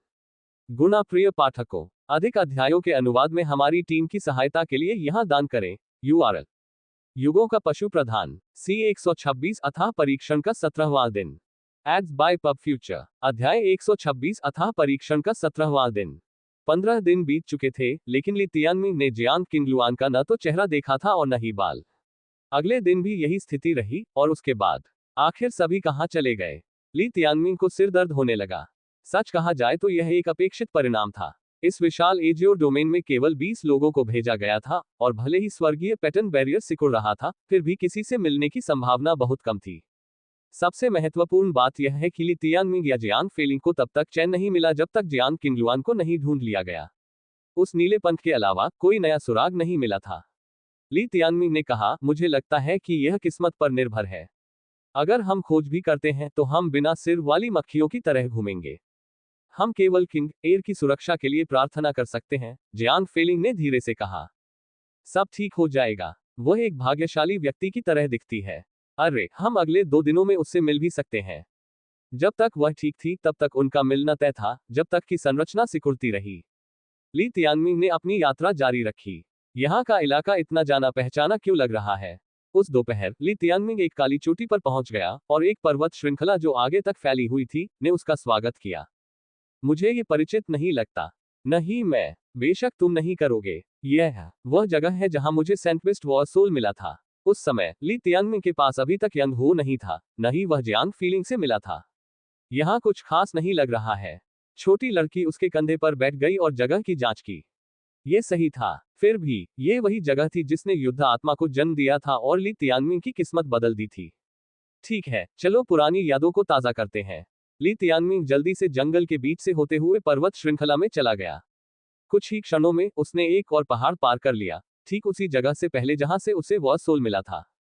Ads by PubFuture. Li Tianming को याद आया कि वहां एक झील थी जो बहुत बड़ी नहीं थी, हजारों झीलों की भूमि की किसी भी झील से तुलना करने लायक नहीं थी। उसने उस झील के तल से सेंटवेस्ट वॉर सोल प्राप्त किया था। पहले तो ली तियानमिंग ने सोचा था कि यह एक साधारण पंख है, उसे इस बात का एहसास नहीं था कि उसने चमत्कार पा लिया है। बेशक यहाँ ऐसा कोई दूसरा पंख नहीं था, ली तियानमिंग ने इस झील में कोई कसर नहीं छोड़ी थी। ली तियानमिंग एक बार फिर झील पर लौटा और अपना पैर अंदर डाला। पानी का तापमान पहले से ज्यादा लग रहा है। कुछ क्षण बाद उसकी तीसरी आंख ने कुछ देखा। वह क्या है? हालांकि पानी मटमैला था, लेकिन इसने उसकी तीसरी आंख को साफ देखने से नहीं रोका। झील के बीच में एक आत्मा जड़ी बूटी बैठी थी जो अपने आसपास के पानी को गर्म कर रही थी। सिर्फ आधा मीटर की दूरी पर इसमें सिर्फ 3 पत्तियां थीं, जिनमें से हर एक आग की तरह लाल थी। और फिर भी इतने कम पत्तों के साथ भी जड़ी बूटी एक छोटा अंगूठे के आकार का फल देने में कामयाब रही थी। फल गहरा लाल था। पहले तो ली तियानमिंग को इसमें कोई दिलचस्पी नहीं थी, क्योंकि यह बहुत छोटा था। लेकिन कुछ ही देर बाद जब उसने इस पर नील रंग का स्वर्गीय पैटर्न देखा तो उसकी आंखें चौड़ी हो गईं। लाल, नारंगी, पीला, हरा, नीला, नील, बैंगनी। नील रंग का पैटर्न छठी कक्षा का था। यह आत्मा जड़ी बूटी खजानों का खजाना थी। ली तियानमिंग ने तुरंत आगे बढ़कर दूसरा रहस्योद्घाटन किया। यह आत्मा जड़ी बूटी ठीक उसी स्थान पर उग रही थी जहां उसने सेंटवेस्ट वॉर सोल को पाया था। यह स्पिरिट हर पिछले 3 सालों में उगा होगा। उस समय कोई भी इस इलाके से नहीं गुजरा होगा, जो कि कोई आश्चर्य की बात नहीं थी क्योंकि झील देखने में साधारण सी लगती थी। यह एक हेलियोस फल के वर्णन से मेल खाता है। एक हेलियोस फल के पेड़ में 3 पत्तियां होती हैं और यहां तक कि पत्तियों पर भी नीले रंग के पैटर्न होते हैं। हेलियोस फल का पेड़ भी बहुत छोटा होता है। जियांग फेलिंग ने याद किया कि उसने पहले क्या पढ़ा था। वह ली तियानमिंग से कहीं ज्यादा पढ़ी लिखी थी, क्योंकि उसे खेती करने की जरूरत नहीं थी। जब वह बोर होती थी तो किताबें पढ़ती थी, जिससे उसे ज्ञान की एक बड़ी मात्रा मिलती थी। क्या आपको यकीन है? क्या तुम पत्तियों को देखने के बाद नहीं जानोगे? ली तियानमिंग ने पत्तियों को देखा, जिन पर नीले रंग के पैटर्न बने हुए थे। ऐसी आत्मा जड़ी बूटियां एकता चरण के शक्तिशाली लोगों के लिए भी लाभदायक थी। उनके तथाकथित पिता ली यानफेंग एकता चरण में थे, लेकिन शायद वे अब तक स्वर्गीय इच्छा चरण तक पहुंच चुके थे। और फिर भी अगर वे व्यक्तिगत रूप से यहाँ होते तो वे अभी भी इसे जब्त करने की कोशिश करते। मम भाई, चलो इसे तोड़ते हैं। छोटी सी लड़की की चोंच से लार टपक रही थी। हालांकि ये देखने में स्पष्ट नहीं था, लेकिन फल के अंदर आध्यात्मिक ऊर्जा की एक भयानक मात्रा थी। क्या तुम पागल हो गए हो? इसे खाने से तुम बेहोश हो जाओगे, ली तियानमिंग ने जवाब दिया। यहां तक कि उसके पिता को भी इसे धीरे धीरे परिष्कृत करने की आवश्यकता होगी। उफ, कितने काया हैं। हम असली मर्द हैं, हम कब से छोटे फलों से डरने लगे हैं। इन फलों को हमसे डरना चाहिए। छोटी लड़की ने उपहास किया। क्या तुम सच में ऐसा कर रहे हो? दूसरी बार सोचने पर उस छोटी सी लड़की के पास इन्फेनल सूज और इन्फेनल ब्लेज था।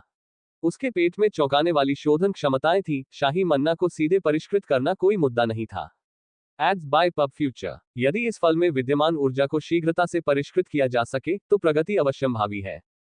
बकवास। अगर तुम बहुत डरे हुए हो तो बस पत्ते खा लो, छोटी लड़की ने आत्मसंतुष्ट होकर कहा और आखिरकार ली तियानमिंग के सामने अपनी बात कहने का मौका पा लिया। ईमानदारी से कहूं तो इससे कोई फर्क नहीं पड़ता कि किसने क्या खाया।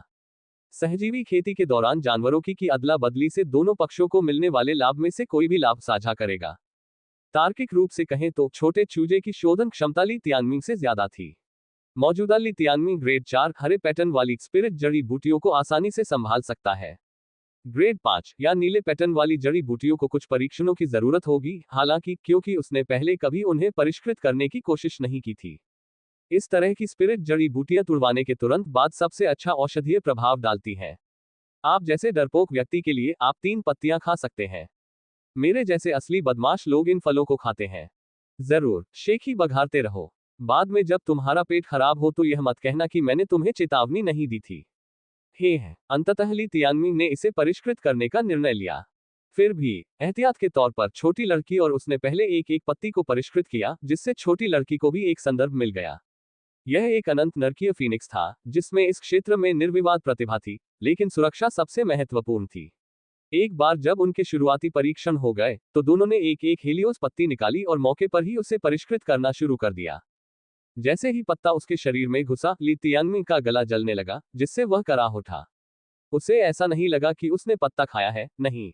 यह अनुभूति मैग्मा के एक बड़े टुकड़े को निगलने के करीब थी, जिसने तब किसी बेतुके कारण से उसके गले में अटकने का फैसला किया था, जो संतुष्ट होने पर ही नीचे खिसकता था। ली तियानमिंग की त्वचा लाल हो गई और उसकी रक्त वाहिकाएं जलने लगी। उसके आंतरिक अंगों की रूपरेखा अब बाहर से दिखाई देने लगी थी। हालांकि जो बात सच में चमत्कारी थी, वह ये थी कि जियांग फेलिंग, जो उससे जुड़ी हुई थी, प्रभावित नहीं हुई थी। इसके बजाय वह ली तियानमिंग को उसकी ऊर्जा को नियंत्रित करने में मदद करने में भी सक्षम थी। वास्तव में वह साधना और युद्ध दोनों में एक आदर्श सहायक थी। वह ली तियानमिंग के शरीर को उससे भी बेहतर जानती थी, जितना वह खुद जानता था। यहां तक कि वह हिस्सा भी। ली तियानमिंग जब भी इसके बारे में सोचता तो उसे हंसी आ जाती। बड़े भाई, क्या तुम अपना दिमाग गटर से बाहर निकाल सकते हो? हम कुछ सुधार रहे हैं। उसके स्वर में शर्मिंदगी और गुस्सा साफ झलक रहा था। क्या मैं एक सज्जन व्यक्ति हूं? ली तियानमिंग ने हल्की खांसी के साथ जल्दी से जवाब दिया। ध्यान दो, तुम्हारे पेट में लगभग छेद हो गया है। Ads by PubFuture. आह, लिंगर, तुम मेरे विचार कैसे जानती हो? ली तियानमिंग ने मजाक में पूछा। इटरनल इन्फेनल कोडेक्स पूरे जोरों पर था। मैं इसका उत्तर नहीं दूंगा। क्या तुमने कभी मेरे बारे में अभद्र विचार रखे हैं? मेरे जैसे पुरुष महिलाओं के लिए बेहद आकर्षक होते हैं। अगर तुम्हारे मन में भी ऐसे विचार आए हैं, तो चिंता मत करो, ये सामान्य बात है। बेशर्म, ऐसा मत करो, तुम्हें अपने दिल की सुननी होगी। अरे, अगर तुम इसी तरह विचलित होते रहे तो तुम जल्द ही फट जाओगे। उद्धरण चिन्ह डॉट डॉट डॉट उद्धरण चिन्ह। रुको, मैं सच में फटने वाला हूं। सौभाग्य से ली तियानमिंग ने खतरे के टलने के बाद अपने शोधन प्रयासों को दोगुना कर दिया। फिर भी अगर नीली स्वर्गीय पैटर्न वाली आत्मा जड़ी बूटियां इतनी भयानक थी, तो क्या वह छोटी सी लड़की वास्तव में हेलियोस फल को ले सकती थी? यह प्रश्न तब भी उनके मन में बना रहा जब दोनों ने अपने पत्तों को परिष्कृत करना समाप्त कर दिया। छोटी सी लड़की ने अपने पंख अपने कूल्हों पर रख लिए। हेलियोस फल मेरा है। तुम आखिरी पत्ता ले लो और अपनी आंखों से देखो कि एक असली आदमी को कैसे व्यवहार करना चाहिए। आप हाल ही में इतने उत्साहित क्यों हैं? क्या नंबर 2 के जन्म के बाद उपेक्षित होने की संभावना आपको ज्यादा से ज्यादा ध्यान आकर्षित करने के लिए मजबूर कर रही है? ली तियानमिंग ने पूछा। अपनी प्रशंसा मत करो। ली तियानमिंग ने आखिरी पत्ता तोड़ लिया था, जबकि वे दोनों एक दूसरे से मजाक कर रहे थे। हालांकि उसे खाने के बजाय उसने पत्ते को जेड बॉक्स में रख दिया। ऐसा करना पत्ते की औषधीय शक्ति को यथासंभव संरक्षित करने का सबसे अच्छा तरीका था। तुम इसे क्यों रख रहे हो? छोटी लड़की उलझन में थी। बेचने के लिए। सेज चेन मेरे कर्ज के लिए मेरा पीछा कर रहा है। ली तियानमिंग मुस्कुराया। वह उस मामले को नहीं भूला था। क्या उस पत्ते को पहले परिष्कृत करने से आपको डर लगा? गलत। ली तियानमिंग ने हेलियोस फल को उठाया। उसे 2 टुकड़ों में फाड़कर उसने एक आधा हिस्सा छोटी लड़की को दे दिया। जहां तक बाकी आधे हिस्से की बात है, तो उसने उसे सहजता से अपने मुंह में डाल लिया। छोटी लड़की हैरान रह गई। क्या तुम पागल हो? ज्वालामुखी के फटने से पहले ली तियानमिंग ने आखिरी बार मुस्कुराकर कहा, मैं अपने भाइयों को कभी अकेले खतरे में नहीं जाने देता। मैं लगभग रो रहा हूं। ली तियानमिंग, तुम मूर्ख, चलो देखते हैं कि तुम इससे बच पाते हो या नहीं। इसमें नरकीय ज्वाला थी, लेकिन ली तियानमिंग में नहीं थी। ली तियानमिंग के पास भले ही आदिम अराजकता जानवर का शरीर हो, लेकिन ये परिपक्व नहीं था। क्या उसका पेट जल जाएगा? जब फल उसके शरीर में गया, तो ली तियानमिंग को पूरी तरह से पता चला कि जिंदा जल जाने का क्या मतलब है। सौभाग्य से ये सिर्फ आधा हीलियोस फल था, जो कुछ ही पल बाद तरल हो गया और उसके पूरे शरीर में जलती हुई गर्मी के साथ फैल गया। Ads by PubFuture. संपर्क टॉस साइट मैप दान करें मेनू दिखाओ। उपन्यास ऑनलाइन पूरा पढ़े। उपन्यास बिन। उपन्यास युगों का पशु प्रधान अध्याय 127 प्रशिक्षु भाई मोलिन को बचाना। गुणा प्रिय पाठकों, अधिक अध्यायों के अनुवाद में हमारी टीम की सहायता के लिए यहां दान करें। URL युगों का पशु प्रधान C127 प्रशिक्षु भाई मोलिन को बचाना। पब फ्यूचर द्वारा विज्ञापन। अध्याय 127 प्रशिक्षु भाई मोलिन को बचाना। ली तियानमिंग अब जलन के कारण अपने गले को महसूस नहीं कर पा रहा था, और इससे भी महत्वपूर्ण बात यह थी कि उसका शरीर फटने के कगार पर था। उसके शरीर पर लगी आग की लपटें भड़क उठी और उसके शरीर में 3 मीटर की ऊंचाई तक धमाका हुआ। चूंकि वह झील के तल पर था, इसलिए उसके आसपास का पानी तुरंत वाष्पीकृत हो गया, जिससे भाप के बुलबुले बने और ऊपर की ओर उठे। चूंकि तुम मरने से नहीं डरते, इसलिए मैं तुम्हारे साथ चलूंगा। छोटी सी लड़की उसके सिर पर चढ़ गई और उसके जलते बालों पर बैठने लगी। बिना किसी हिचकिचाहट के उसने हेलियोस फल को नीचे फेंक दिया और अपने नारकीय स्रोत से उसे परिष्कृत करना शुरू कर दिया। उसका नारकीय स्रोत उसके पेट में था, जो सूर्यभक्षी अनंत नारकीय फीनिक्स के रूप में उसके स्वभाव के अनुकूल था। ली तियानमिंग का शरीर अलग तरह से काम करता था। एक इंसान के रूप में उसकी आध्यात्मिक ऊर्जा उसके डेंटियन में संग्रहित थी, जहां उसकी जानवर की नस थी। भले ही उन दोनों के पास शाश्वत नरकीय शरीर था, फिर भी एक आदमी और मुर्गे के बीच अंतर होना लाजिमी था। छोटे चूजे के पास अनोखी क्षमताएं थी जो आध्यात्मिक ऊर्जा को परिष्कृत करना आसान बनाती थी, जबकि ली तियानमिंग के पास अपने डेंटियन के माध्यम से आध्यात्मिक ऊर्जा तक आसान पहुंच थी। भले ही उसका नरकीय स्रोत छोटे चूजे जितना परिष्कृत करने में उतना अच्छा न हो, लेकिन उसके डेंटियन की स्थिरता उसकी शक्ति को संतुलित करने में सक्षम थी। चूंकि वे एक साथ शोधन कर रहे थे, अगर ली तियानमिंग हेलियोस फल के प्रभाव को झेल सकता था, तो छोटी लड़की को निश्चित रूप से इससे कोई समस्या नहीं होगी। फल का प्रभाव पहले काटने पर सबसे मजबूत था, उनके शाश्वत नरकीय शरीर के लिए सबसे तनावपूर्ण अवधि। एक बार पहली लहर खत्म हो जाने के बाद शोधन प्रक्रिया आसान हो जाएगी। आखिरकार वे आग से प्रतिरक्षित थे। सहजीवी साधना के दौरान ली तियानमिंग की 9 पशु शिराएं छोटी चूजे की 9 शिराओं से जुड़ जाती थीं, जिससे उनके नरक स्रोतों के बीच एक विशेष संबंध बनता था। भले ही उसके पास नरक ज्वाला न हो, लेकिन हेलियोस फल से आध्यात्मिक ऊर्जा का एक हिस्सा उनकी पशु शिराओं के माध्यम से छोटी चूजे की ओर निर्देशित किया जाएगा। यह एक चक्र का निर्माण करेगा, जहां ऊर्जा ली तियानमिंग से यंग हो तक और फिर वापस ली तियानमिंग तक जाती थी। यह प्रक्रिया सहजीवी साधना के लाभों में से एक थी, और लोग इसे सहजीवी चक्र कहते थे। इस सहजीवी चक्र के माध्यम से दोनों ने अपने एटर्नल इन्फिनल कोडेक्स के साथ हेलियोस फल की ऊर्जा को परिष्कृत किया। फल इतना कुछ दे सकता था, और आमतौर पर जानवरों के मालिकों को इसका पूरा लाभ उठाने के लिए इसे धीरे धीरे परिष्कृत करने की आवश्यकता होती थी। हालांकि इससे बहुत कम बर्बादी हुई, लेकिन एक समस्या थी, प्रक्रिया बहुत लंबी थी। हालांकि दोनों ने इसे बिना सोचे समझे खा लिया था, लेकिन यह वास्तव में फल के पूरे प्रभाव का उपयोग करने का एक प्रभावी तरीका था। उन्हें केवल विनाश की पहली लहर का सामना करने की आवश्यकता थी, और उसके बाद सब कुछ सहज हो जाएगा। अब उनके शरीर पर आग की लपटें भड़क रही थीं। कुछ ही मिनटों में पूरी झील उबल गई थी, जिससे कीचड़ से भरी झील का तल दिखाई देने लगा था। उस समय जो जलीय जीव वहां पनपते थे, उनके बारे में कुछ भी नहीं कहा जा सकता था, वे सभी बहुत पहले ही खत्म हो चुके थे। और फिर भी ली तियानमिंग सुरक्षित था। भले ही वह छोटे चूजे की तरह परिष्कृत करने में उतना अच्छा नहीं था, यंग हुओ सहजीवी साधना प्रक्रिया का 70% संभाल रहा था। बाकी 30% के लिए उसके पास अभी भी जियांग फीलिंग, उसका निजी सहायक था। अपने आध्यात्मिक रूप में वह उसके शरीर में आध्यात्मिक ऊर्जा के प्रवाह को नियंत्रित कर सकती थी और उसके अंदरूनी हिस्सों को होने वाले नुकसान को कम कर सकती थी। पब फ्यूचर द्वारा विज्ञापन। सभी बातों को ध्यान में रखते हुए ये बहुत अच्छा लगा। छोटी सी लड़की ने जोर से आह भरी, मानो दुनिया खत्म होने वाली हो। जब हमारे नारकीय स्रोत आपस में जुड़ जाते हैं, तो मैं खुद को अपमानित महसूस करने से नहीं रोक पाती, खासकर तब जब ऊर्जा आपसे आ रही हो। चले जाओ। ली तियानमिंग ने अपनी आंखें घुमाई। ये सिर्फ उनके लिए नहीं था, क्योंकि दुनिया के सभी जानवरों के स्वामी अपने जानवरों के साथ इसी तरह से खेती करते थे। उनकी साधना अपने अंतिम चरण में पहुंच गई। ली तियानमिंग ने अपनी क्षमता के अनुसार काम किया, शोधन प्रक्रिया के शेष 30% को संभालने की पूरी कोशिश की। उसके बिना छोटे चूजे को बहुत अधिक समय की आवश्यकता होगी, लेकिन सबसे महत्वपूर्ण बात यह है कि ली तियानमिंग अपने भाई को कभी भी अकेले खतरे में नहीं जाने देगा। इस दुनिया में बहुत से लोग जीवित जानवरों को अपना भाई मानने को तैयार नहीं थे, यहाँ तक कि बहुत से लोग तो जीवित जानवरों को सिर्फ जानवर या सवारी ही मानते थे। चूंकि जीवित जानवरों के पास जन्म के समय कोई बुद्धि नहीं थी, इसलिए वे अपने जानवरों के मालिकों पर बहुत ज्यादा निर्भर थे। लेकिन ली तियानमिंग उनमें से नहीं था, और वह मिडास को अपना सगा भाई मानता था। सगे भाइयों की तरह वे एक साथ खेती करते थे, एक साथ लड़ते थे, और जीवन के उतार चढ़ाव एक साथ सहते थे। हालांकि छोटी लड़की उसके साथ बड़ी नहीं हुई, लेकिन उनके बीच के रिश्ते को केवल भाईचारे शब्द से ही समझाया जा सकता है। आखिरकार 5वां स्तर का स्पिरिट सोर्स। फल के पूरी तरह से परिष्कृत होने के बाद एक सफलता मिली।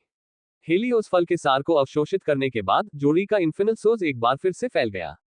आज से पहले, ये पहले से ही औसत स्पिरिट सोर्स के आकार से 8 गुना बड़ा था, आज यह और भी बड़ा हो गया था।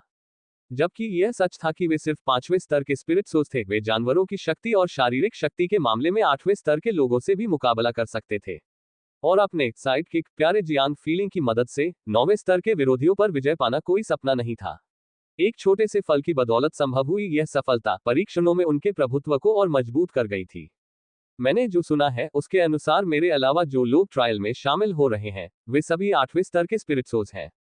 जी चांगयान को सबसे मजबूत लोगों में से एक माना जाता है और टॉर्च ड्रैगन या एक्वामरीन में लिन जियाओटिंग के स्तर का कोई जीनियस नहीं है। दूसरे शब्दों में, हम एबिसल युद्ध के मैदान में अजेय हैं, और जब तक हम पर कोई संयुक्त हमला नहीं होता, तब तक हमें पहला स्थान हासिल करने में सक्षम होना चाहिए। ली तियानमिंग ने विश्लेषण किया, उसके चेहरे पर एक छोटी सी मुस्कान थी। लेकिन अब समस्या यह है कि अवरोध अभी भी सिकुड़ रहा है, और हम अभी भी एबिसल ट्रायल के नियमों से अनभिज्ञ हैं। एलिसियम वास्तव में क्या चाहता है? और जियांग किंग लुआन। हालांकि हीलियोस फल को परिष्कृत करने में उन्हें केवल 1 घंटा लगा, फिर भी यह समय के विरुद्ध दौड़ थी। वे जितना अधिक यहाँ देरी करते, जियांग किंगलुआन उतना ही अधिक खतरे में पड़ जाता।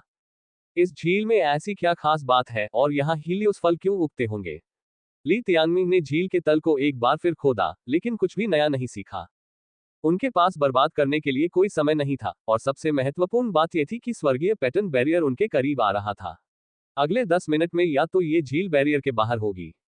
चलो चलें। ली तियानमिंग, जियांग फीलिंग और छोटी चिकी के साथ झील से बाहर निकल गए। क्या आपको लगता है कि अगर हम बैरियर के किनारे किनारे चलें तो हमें कुछ मिलेगा? आमतौर पर बैरियर के कारण प्रतियोगियों को चलते रहना पड़ता है। शायद वे उन लोगों से टकरा सकते हैं जो बैरियर की सीमा पर होते हैं। उनके लिए बैरियर के ठीक बगल में खड़े होना भी एक सुरक्षित विकल्प था। अगर उन्हें कोई खतरा नजर आता तो वे बस उसमें भाग सकते थे और बैरियर उन्हें अपने दायरे में किसी यादृच्छिक क्षेत्र में टेलीपोर्ट कर देता। अथाह परीक्षण का 18वां दिन। देखो, सामने कोई लड़ रहा है। उन्होंने बहुत समय से किसी को नहीं देखा था। वे अभी भी कुछ दूरी पर थे, इसलिए ली तियानमिंग ने दिव्य पंखों की मदद से हवा में छलांग लगाई और युद्ध की दिशा की ओर उड़ चला। ये हाँ, जब वे हवा में थे, यंग हुओ ने अपने पंख फैलाए और अपने सिर पर बैठकर हवा का आनंद लेने लगा। ली तियानमिंग खुद को शर्मिंदा महसूस करने से नहीं रोक सका। एक सामान्य नियम के अनुसार जानवरों के स्वामी अपने जानवरों की सवारी करते हैं, लेकिन उसके लिए वह इसके बारे में जरूरत से ज्यादा सोचना नहीं चाहता था। अगर तुम आदिम अराजकता जानवर नहीं होते तो मैं तुम्हें बहुत पहले ही भून चुका होता। मैं उस दिन का इंतजार कर रहा हूं जब तुम विकसित होने के बाद कुछ और मांस प्राप्त करोगे।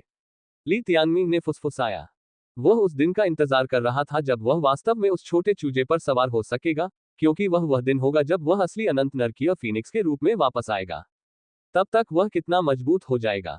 क्या वह पूरे महाद्वीप का सबसे मजबूत व्यक्ति बन जाएगा? ली तियानमिंग को कोई अंदाजा नहीं था। वे स्वर्गीय पैटर्न बैरियर की सीमा के साथ पहाड़ियों और झीलों पर उड़ते रहे, जब तक कि वे अंततः युद्ध के दृश्य पर नहीं पहुंच गए। वहां 2 जोड़ी गुरु और जानवर लड़ रहे थे, और उनमें से एक कोई और नहीं बल्कि मेरिट्स के संरक्षक के शिष्य मोलिन थे। उनका जीवनबद्ध जानवर निम्न स्तरीय 7 सितारा टेम्पेस्ट इंक बटरफ्लाई था, जो एक पवन लकड़ी प्रकार का बग जानवर था। यह एक बहुत ही खास प्राणी था, और इसमें कई अनूठी तकनीकें थीं जो इसकी कमजोर दिखने वाली उपस्थिति को चुनौती देती थीं। ये वे तकनीकें थीं जिन्होंने उसे लीडरबोर्ड पर लिन जियाओटिंग के ठीक पीछे स्थान दिलाया।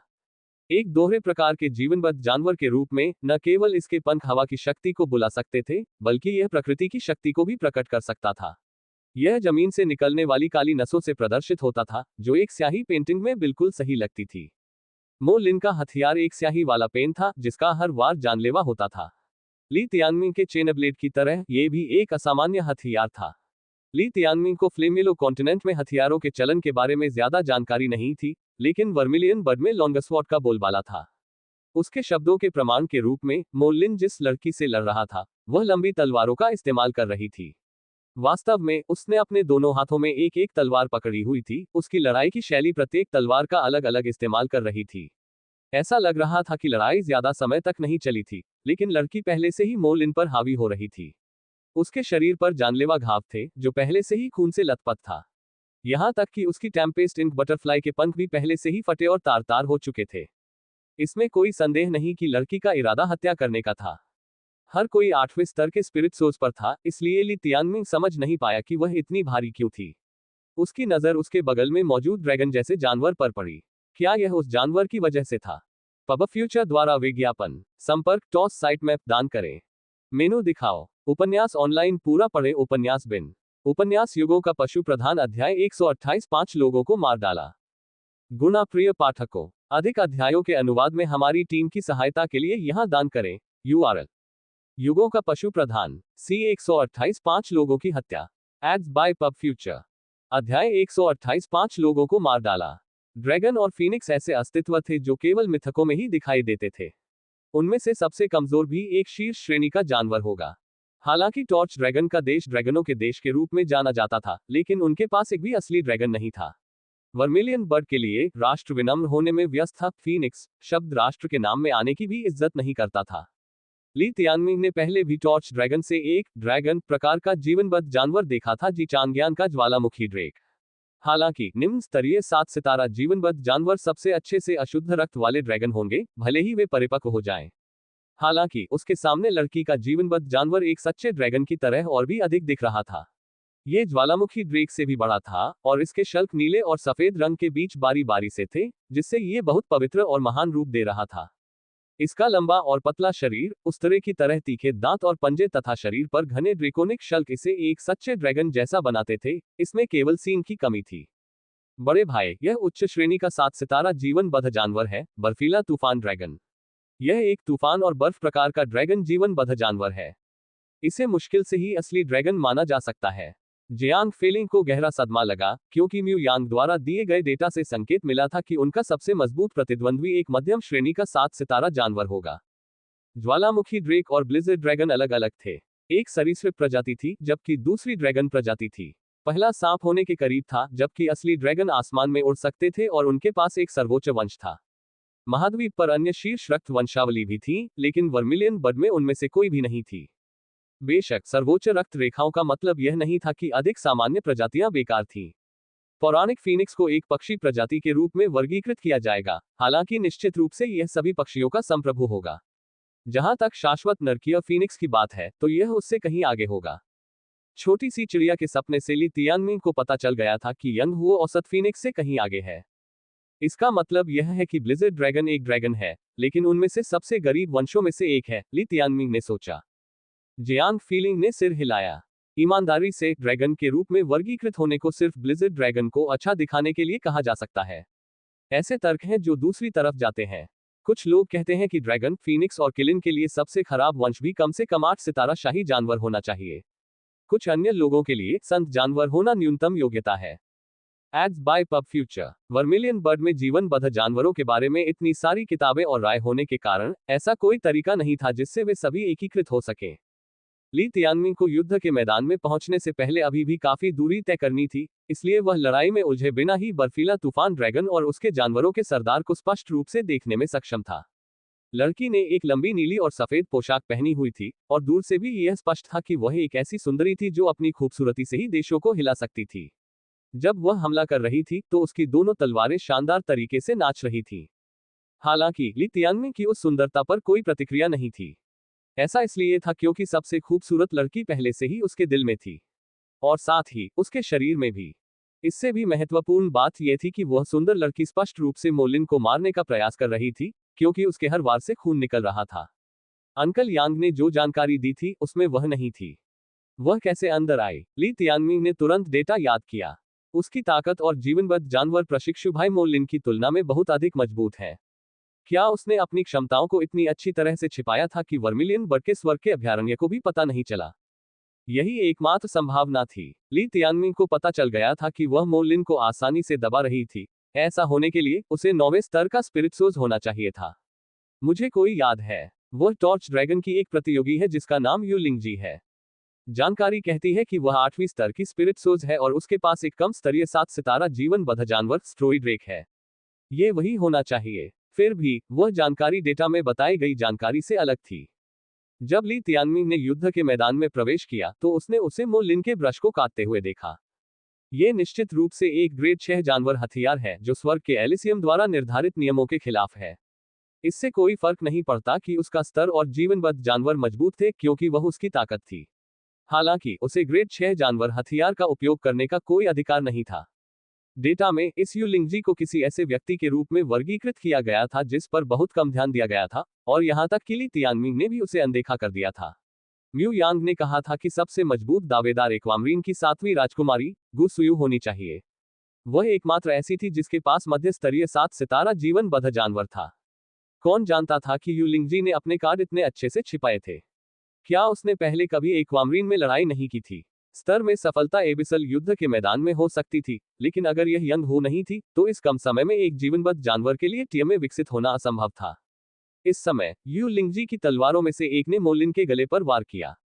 उसकी दो तलवारों में से बाईं तलवार में तूफान की शक्ति थी, जबकि दाईं तलवार में बर्फ और हिम की शक्ति थी। ब्लिज़र्ड ड्रैगन ने एक स्पिरिट सोर्स क्षमता का उपयोग करते हुए मोलिन की टेम्पेस्ट इंक बटरफ्लाई को एक बर्फीली मूर्ति में बदल दिया, जो कुछ ही क्षण बाद जमीन पर गिर गई, जिससे वह गंभीर रूप से घायल हो गई। ली तियानमिंग ने युद्ध के मैदान तक पहुंचने के लिए अपनी पूरी कोशिश की थी, और अब उसके प्रयास रंग ला रहे थे। अब वह युद्ध की सीमा में था। यंग हुओ, ली तियानमिंग के बोलने से पहले ही छोटी सी चिड़िया यू लिंगजी की ओर दौड़ पड़ी और उस पर अपनी नारकीय ज्वाला उगलने लगी। एक उग्र फीनिक्स हवा को चीरता हुआ यू लिंगजी पर उतरा, जिसे उग्र अभिव्यक्ति से बचने के लिए अपना हमला रोकना पड़ा। ऐसा नहीं था कि उसने ली तियानमिंग को नहीं देखा था, उसने कभी नहीं सोचा था कि वह इतनी जल्दी आ जाएगा। जैसे ही ब्लिज़र्ड ड्रैगन तितली पर चढ़ने वाला था, ली तियानमिंग की चेन उड़ गई। सबसे पहले उसने ड्रैगन को दूर फेंका, फिर तितली के चारों ओर लपेटा और उसे मो लिन के पास खींच लाया। मर जाओ। मो लिन के हाथ खून से लथपथ थे, उसकी आंखें लाल हो गई थीं। उसका शरीर चोटों से भरा हुआ था और अब उसने अपने जीवनहीन जानवर को मरते हुए देखा।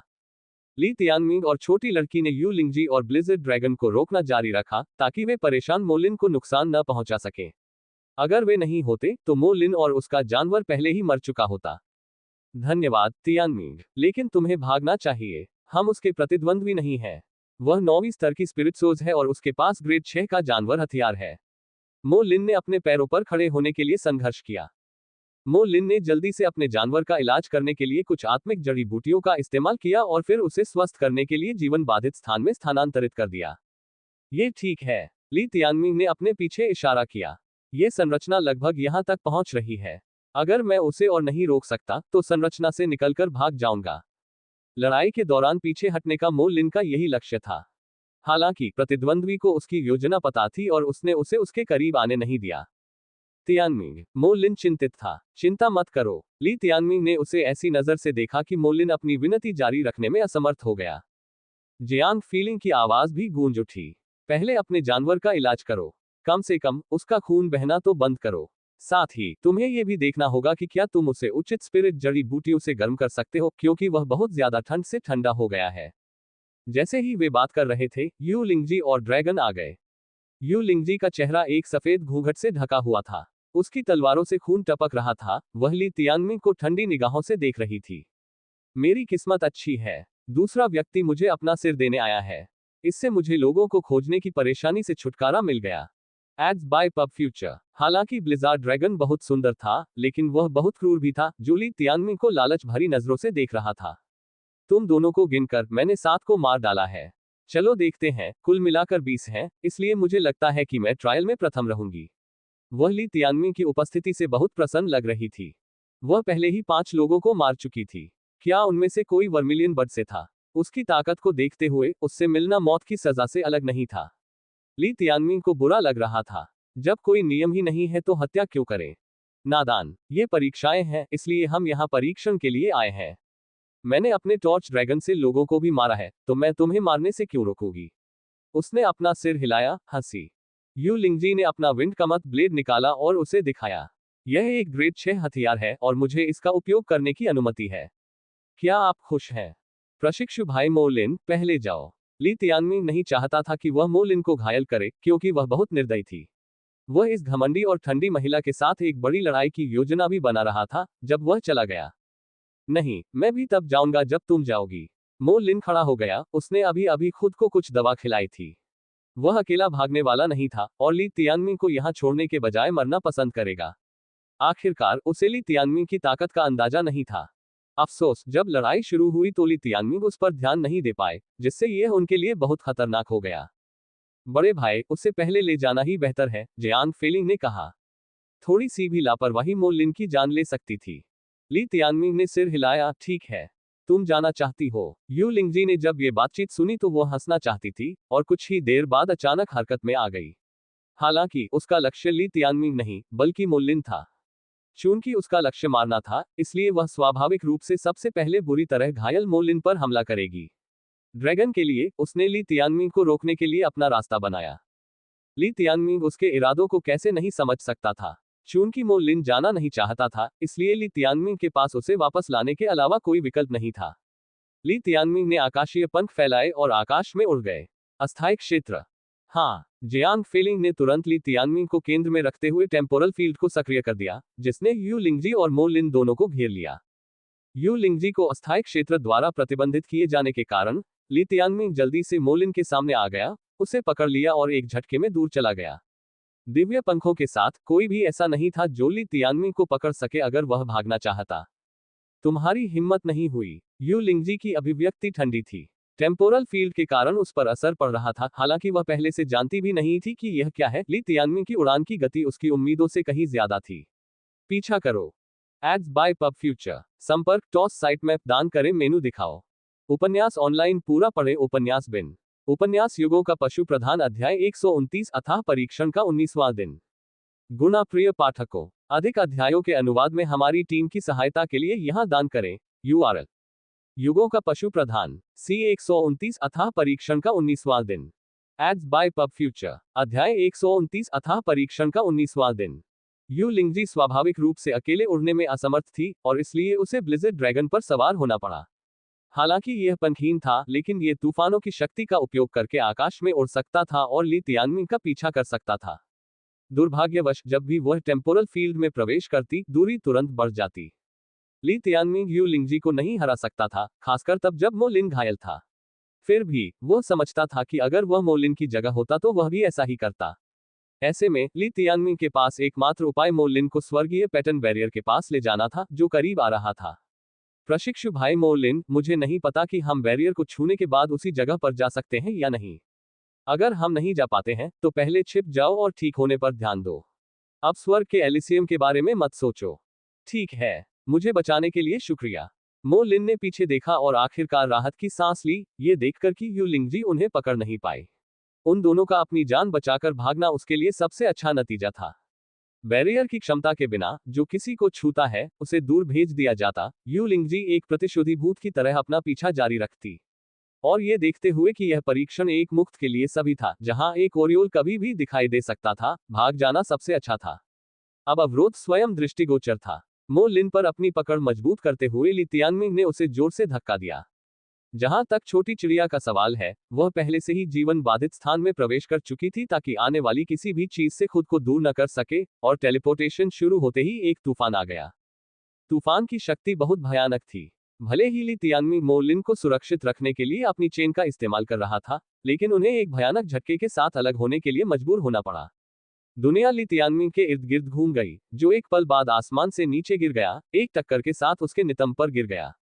उसके आसपास कोई नहीं था, चाहे वह इंसान हो या जंगली जानवर। बाधा की पेचीदगियों ने वास्तव में उन्हें उनके पीछा करने वालों से दूर कर दिया था। मुझे नहीं पता कि प्रशिक्षु भाई मो लिन कहाँ गया। मुझे उम्मीद है कि वह ठीक होगा। इसके बाद उसे अपने जानवर के लिए पशु चिकित्सक की जरूरत पड़ेगी। ली तियानमिंग केवल उसकी सुरक्षा के लिए प्रार्थना कर सकता था। यू लिंगजी 9वें स्तर का स्पिरिट सोज, एक उच्च स्तरीय 7 सितारा जीवनदायी जानवर, एक ग्रेड 6 जानवर हथियार और उसके बेल्ट के नीचे 5 हत्याएं। ली तियानमिंग ने भौहें सिकोड़ी। यह संभवतः उसका सबसे बड़ा प्रतिद्वंद्वी होगा। अगर प्रशिक्षु भाई मो लिन यहां नहीं होता तो मैं तुम्हें एक दो चीजें दिखाता। ली तियानमिंग को वह लुक पसंद नहीं आया जिसमें आप ऐसा व्यवहार करते हैं जैसे सब कुछ नियंत्रण में है।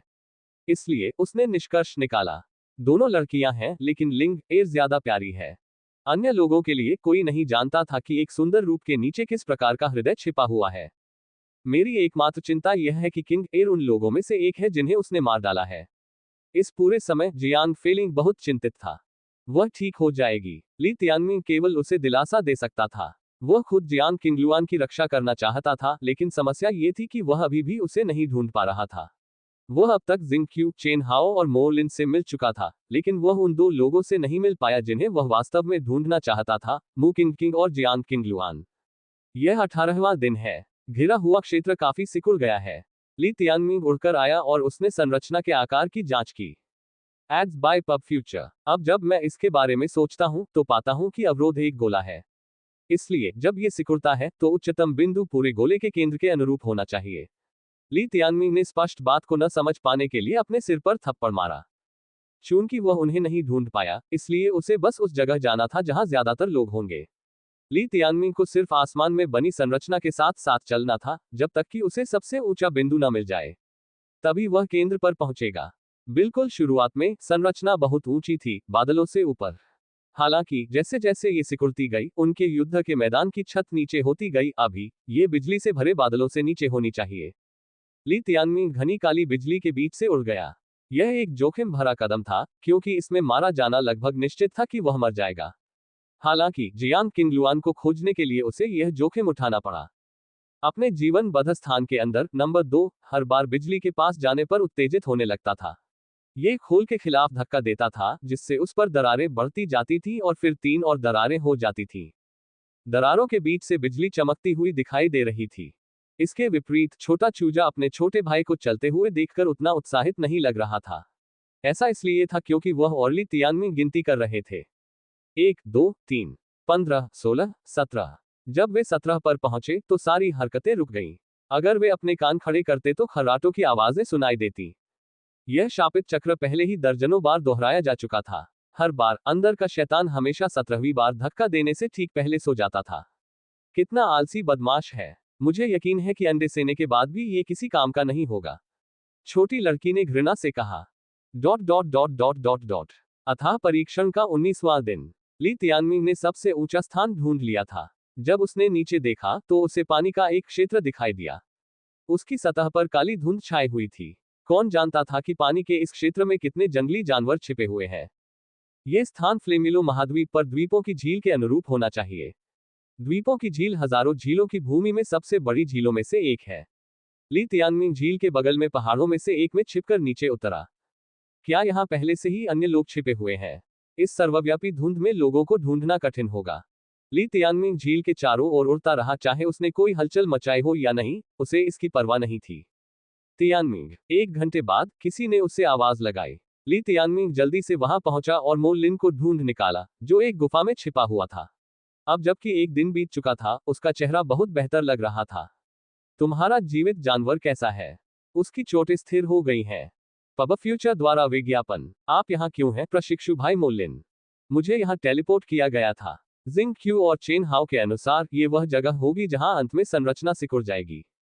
वे भी यहाँ हैं। ली तियानमिंग ने अंदर देखा तो जिंग क्यू और चेन हाओ दोनों एक गुफा के अंदर थे। उनके सिर नीचे झुके हुए थे और उनके चेहरे पर बदसूरत भाव थे। दोनों ने ली तियानमिंग की आंखों में आंखें नहीं मिलाईं। तुम दोनों को क्या हुआ? मो लिन ने उत्सुकता से पूछा। अभी तक वे दोनों ठीक से बातचीत कर रहे थे। शायद पेट में दर्द हो रहा है। मौसम उनके अनुकूल नहीं होगा। ली तियानमिंग गुफा में घुस गया। क्या तुम में से किसी ने राजकुमारी लिंग को देखा है? मैंने नहीं किया, मो लिन ने कहा। ली तियानमिंग ने अन्य 2 की ओर देखा, लेकिन वे जवाब नहीं देना चाहते थे। क्या तुम दोनों उससे मिले हो? मो लिन देख सकता था कि उनके बीच कोई दुश्मनी थी, इसलिए उसने ली तियानमिंग की जांच में मदद की। नहीं। अंततः उन्होंने अपना सिर हिलाया। मो लिन को यह थोड़ा अजीब लगा। तार्किक रूप से कहें तो अगर ये दोनों ली तियानमिंग को पसंद नहीं करते तो वे उस पर हमला कर देते। हालांकि जब मो लिन ने उनकी चोटों को देखा, साथ ही यह भी देखा कि कैसे उन्होंने ली तियानमिंग के सामने अपना सिर झुका लिया, तो उसने एक अनुमान लगाया। फिर भी क्या ली तियानमिंग वाकई इतना मजबूत है? प्रशिक्षु भाई मो लिन, आपका अगला कदम क्या है? ली तियानमिंग ने पूछा। कोई अगला कदम नहीं है। यू लिंगजी बहुत ताकतवर है। कोई भी उससे निपट नहीं सकता। वह पहले ही 5 लोगों को मार चुकी है और मुझे यकीन है कि अगले कुछ दिनों में ये संख्या और बढ़ जाएगी। इसके अलावा हम सभी घायल हैं। इसलिए हम यहाँ एबिसल ट्रायल का इंतजार करने की योजना बना रहे हैं। यू लिंगजी ने कहा कि ट्रायल बाकी सभी को मारने के लिए है। इसलिए अगर हम जीना चाहते हैं तो हम अब बाहर नहीं जा सकते। जिंग क्यू खड़ा हो गया। जब तक कि यह अंत में जीवन और मृत्यु की लड़ाई न हो। उप शक्तिपति ने पहले ही कहा था कि हमें अपने जीवन को प्राथमिकता देनी चाहिए। हालांकि वे ली तियानमिंग से नफरत करते थे, लेकिन वे सभी वर्मिलियन बर्ड के थे और इस मोड़ पर एक दूसरे को मारना शुरू नहीं करेंगे। ली तियानमिंग, आपके बारे में क्या ख्याल है? मो लिन ने पूछा। ली तियानमिंग ने कहा, मैं नंबर 1 पर जाना चाहता हूं। तो फिर मरने का इंतजार करो। चेन हाओ ने हंसते हुए कहा। क्या मुझे सचमुच तुम्हें फिर से थप्पड़ मारने की जरूरत है? ली तियानमिंग ने उत्सुकता से पूछा। Ads by PubFuture. Chen Hao ने नाक भान सिकोड़ी, लेकिन उसने कोई और जवाब देने की हिम्मत नहीं की। ली तियानमिंग जब लोगों को पीटता था तो वह दया नहीं दिखाता था, और चेन हाओ को मो लिन के सामने पीटने की कोई इच्छा नहीं थी। तुमने उन्हें हरा दिया तब भी जब वे एक साथ काम कर रहे थे। मो लिन हैरान था। ली तियानमिंग ने जवाब में हंसते हुए कहा, प्रभावशाली। हालांकि यू लिंगजी तर्क के अनुरूप नहीं है, इसलिए यदि आप उससे लड़ते हैं तो बहुत सावधान रहें। मो लिन ने कहा, क्या उसके अलावा कोई और भी शक्तिशाली लोग हैं? मुझे यकीन नहीं है। मैं वास्तव में अन्य 2 देशों के लोगों से नहीं मिला हूं। वहां इतने कम लोग हैं कि मुझे संदेह है कि बहुत से लोग मर गए होंगे, मो लिन ने दया के भाव से कहा। ये अथाह परीक्षण बहुत क्रूर थे। वे सभी अपने देशों के भविष्य के स्तंभ थे, लेकिन अब इतने सारे लोग यहाँ चुपचाप मर गए हैं, उनका एक भी शव नहीं बचा है। जियांग फीलिंग जितना ज्यादा सुनती, जियांग किंगलुआन के बारे में उतनी ही ज्यादा चिंतित होती। क्या उसका भी अंत जी चांगयान की तरह हो सकता था, बिना किसी को बताए मर जाना, उसकी लाश जलकर राख हो जाना। गुफा में सन्नाटा छा गया। आप सब यहीं रहें। मैं जाकर राजकुमारी किंग को ढूंढूंगा, ली तियानमिंग ने कहा। प्रशिक्षु भाई, मो लिन ने कहा। हाँ, अगर तुम्हारे पास हुनर है, तो हमारे वर्मिलियन बर्ड को कुछ गौरव हासिल करने में मदद करो। मो लिन की आंखें जोश से चमक उठी। यू लिंगजी द्वारा इस तरह से पराजित होने के बाद उसे कुछ सुस्ती सी महसूस हुई। कोई बात नहीं, ली तियानमिंग ये सिर्फ अपने लिए नहीं कर रहा था, बल्कि अपनी माँ के लिए भी कर रहा था। अगर ली तियानमिंग पहले नहीं आता तो उसकी सारी उम्मीदें खत्म हो जाती। ये वेई तियानकांग द्वारा दिया गया आखिरी मौका था, और ली तियानमिंग ने वादा किया था कि अगर वह असफल हुआ तो वह उससे दोबारा मौका नहीं मांगेगा। उसके पास कोई और विकल्प नहीं था। प्रथम स्थान प्राप्त करें, और वह म्यू किंग किंग और लिन शियाओटिंग के साथ रहने के सपने को चकनाचूर कर सकता है। वह उस विशाल दुनिया में भी जा सकता है, स्वर्ग का नंदन। स्वर्ग का स्वर्ग महाद्वीप के शिखर पर स्थित था, और ली तियानमिंग को उसकी ओर अधिकाधिक लालसा होने लगी थी। ली तियानमिंग गुफा से बाहर निकल गया। शायद किंग र और अन्य लोग भी खतरे के कारण यहाँ किसी गुफा में छिपे हुए हैं। ली तियानमिंग ने बाहर देखा, और पाया कि सिकुड़न की दर बढ़ती जा रही थी। शायद असली अथाह परीक्षण 2 दिनों के समय में होगा। अथाह युद्ध क्षेत्र एक निरंतर रात से ढका हुआ था। विप्तिपूर्ण सूर्य आकाश में बिना हिले डुले भयावह रूप से लटका हुआ था। जब ली तियानमिंग अंततः गुफा से बाहर निकला, तो उसने देखा कि द्वीप झील के सबसे मध्य द्वीप पर एक लड़की खड़ी है, उसके बगल में एक बर्फीला तूफान ड्रैगन कुंडली मारे बैठा है। यू लिंगजी यहाँ थी। हालांकि वह वहां क्या कर रही थी, खासकर इतनी ऊंची प्रोफाइल के साथ। Ads by PubFuture. संपर्क टॉस साइट मैप दान करें, मेनू दिखाओ। उपन्यास ऑनलाइन पूरा पढ़े। उपन्यास बिन। उपन्यास युगों का पशु प्रधान अध्याय 130 ड्रैकोनिक जल ओबिलिस्क। गुणा प्रिय पाठकों, अधिक अध्यायों के अनुवाद में हमारी टीम की सहायता के लिए यहां दान करें। URL: युगों का पशु प्रधान C130 ड्रैकोनिक जल obelisk. Ads by PubFuture. अध्याय 130 ड्रैकोनिक जल ओबिलिस्क। एबिसल ट्रायल में भाग लेने वाले सभी लोग समाज के उच्च स्तर पर थे।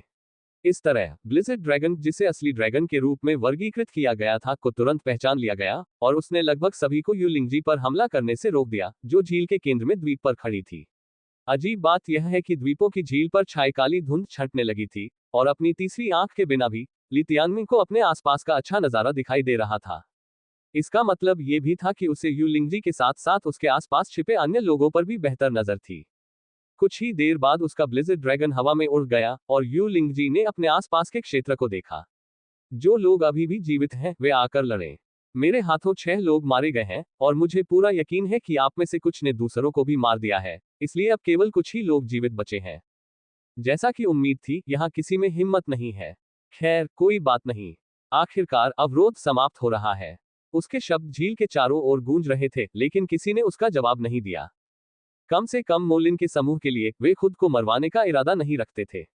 उन्होंने शुरू में परीक्षणों के लिए अपनी उम्मीदें कभी नहीं रखी थी, क्योंकि मुयांग ने भी उन्हें बताया था कि कुछ गड़बड़ है और उन्हें अपने जीवन को प्राथमिकता देनी चाहिए।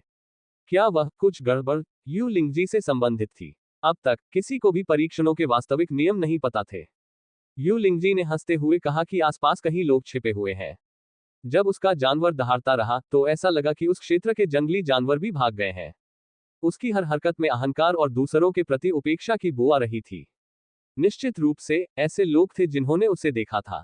उदाहरण के लिए, झील के एक कोने में एक सफेद कपड़े पहने लड़की एक चट्टान पर बैठी थी, उसके पैर झील के किनारे लटक रहे थे। उसका चेहरा कागज से भी ज्यादा पीला था, मानो उसके शरीर में खून की एक बूंद भी न बह रही हो। सबसे स्पष्ट चीज उसके माथे के चारों ओर रेंगती हुई बैंगनी छाप थी। यह एक जोक की तरह था, जो उसका खून ऐसे चूस रही थी जैसे कि वह कोई जीवित चीज हो। वह बिना किसी हरकत के यू लिंगजी को उदासीनता से देखती रही। आखिरकार वह किसी और का इंतजार कर रही थी। लड़की ने सबसे पहले ये पता लगाया कि द्वीपों की झील हमेशा सिकुड़ते स्वर्गीय पैटर्न बैरियर की आंख थी, और वह तब से यहाँ अपने शिकार का इंतजार कर रही थी। जहां तक उसके शिकार की बात है, तो उनकी लाशें पहले से ही मछलियों का भोजन थीं, जो झील की तलहटी में पड़ी थी। उस क्षेत्र में सिर्फ यू लिंगजी की आत्मसंतुष्ट हंसी गूंज रही थी, जिससे अन्य लोगों को आश्चर्य हो रहा था कि क्या सबसे ज्यादा मारने का मतलब पहले स्थान पर रहना है। भले ही वे छिपे रहें, लेकिन जब बैरियर उन्हें बाहर निकलने पर मजबूर करेगा, तो उन्हें भयानक यू लिंगजी का सामना करना पड़ेगा। Ads by PubFuture. शायद बचे हुए लोगों के लिए यू लिंगजी पर हमला करने का एकमात्र तरीका बचा था, लेकिन जोखिम यह था कि वे कभी भी एक दूसरे की पीठ में छुरा घोंप सकते थे। इसलिए किसी ने कोई कदम नहीं उठाया। स्वर्गीय पैटर्न बैरियर धीरे धीरे उस जगह पर आ गया जहां मोलिन का समूह छिपा हुआ था। झील का किनारा उनका अगला विकल्प था, लेकिन वे निश्चित रूप से उस पल देखे जा सकते थे जब वे आगे बढ़ते। यह देखना कुछ हद तक आश्चर्यजनक था कि कैसे एक छोटी लड़की ने 3 शानदार प्रतिभाओं को निष्क्रिय कर दिया था। इस समय कुछ अविश्वसनीय हुआ, ठीक यू लिंगजी के सामने। जिस द्वीप पर वह खड़ी थी, उसके चारों ओर झील का पानी नीला चमकने लगा, मानो द्वीप के नीचे एक विशाल नीलम दिखाई दिया हो। 100 मीटर के दायरे में फैली इस लुभावनी चमक ने झील के काले पानी को क्रिस्टल नीले रंग में रंग दिया, जिससे गंदा पानी बिखर गया। लेकिन ये तो बस शुरुआत थी। चमकते पानी के घेरे में 1 मीटर चौड़ी 9 प्रकाश किरणें आसमान में उठी। जैसे जैसे किरणों की तीव्रता बढ़ती गई, 9 छोटे घेरों में पानी में बुलबुले उठने लगे, जो कुछ ही देर बाद ड्रैगन के आकार में आसमान में उछलने लगे।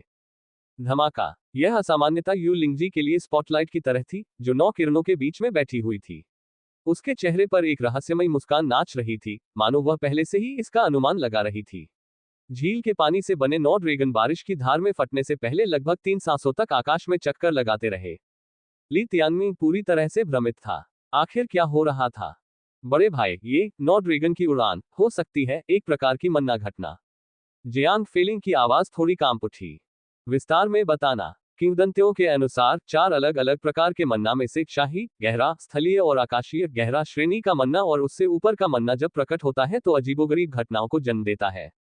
मैंने जो पढ़ा है उसके अनुसार आकाश में उड़ते हुए 9 पानी के ड्रैगन ड्रैकोनिक जल ओबेलिस्क एक गहरा मन्ना की उपस्थिति को दर्शाते हैं। जियांग फीलिंग ने समझाया। गहरा मन्ना। उसने अपनी आंखें सिकोड़ ली। द्वीपों की झील को पहले भी अच्छी तरह से खोजा जा चुका था, और वहां कोई गहरा मन्ना होने का कोई तरीका नहीं था। हालांकि गहन मन्ना और शाही मन्ना में सिर्फ एक ही स्तर का अंतर था, लेकिन उनका मूल्य अतुलनीय था। अगर शाही मन्ना की कीमत फ्लेमहेवन की कुल कीमत से लगभग 30 गुना ज्यादा थी, तो गहन मन्ना की कीमत कम से कम एक क्रम ज्यादा थी, और शायद उससे भी ज्यादा।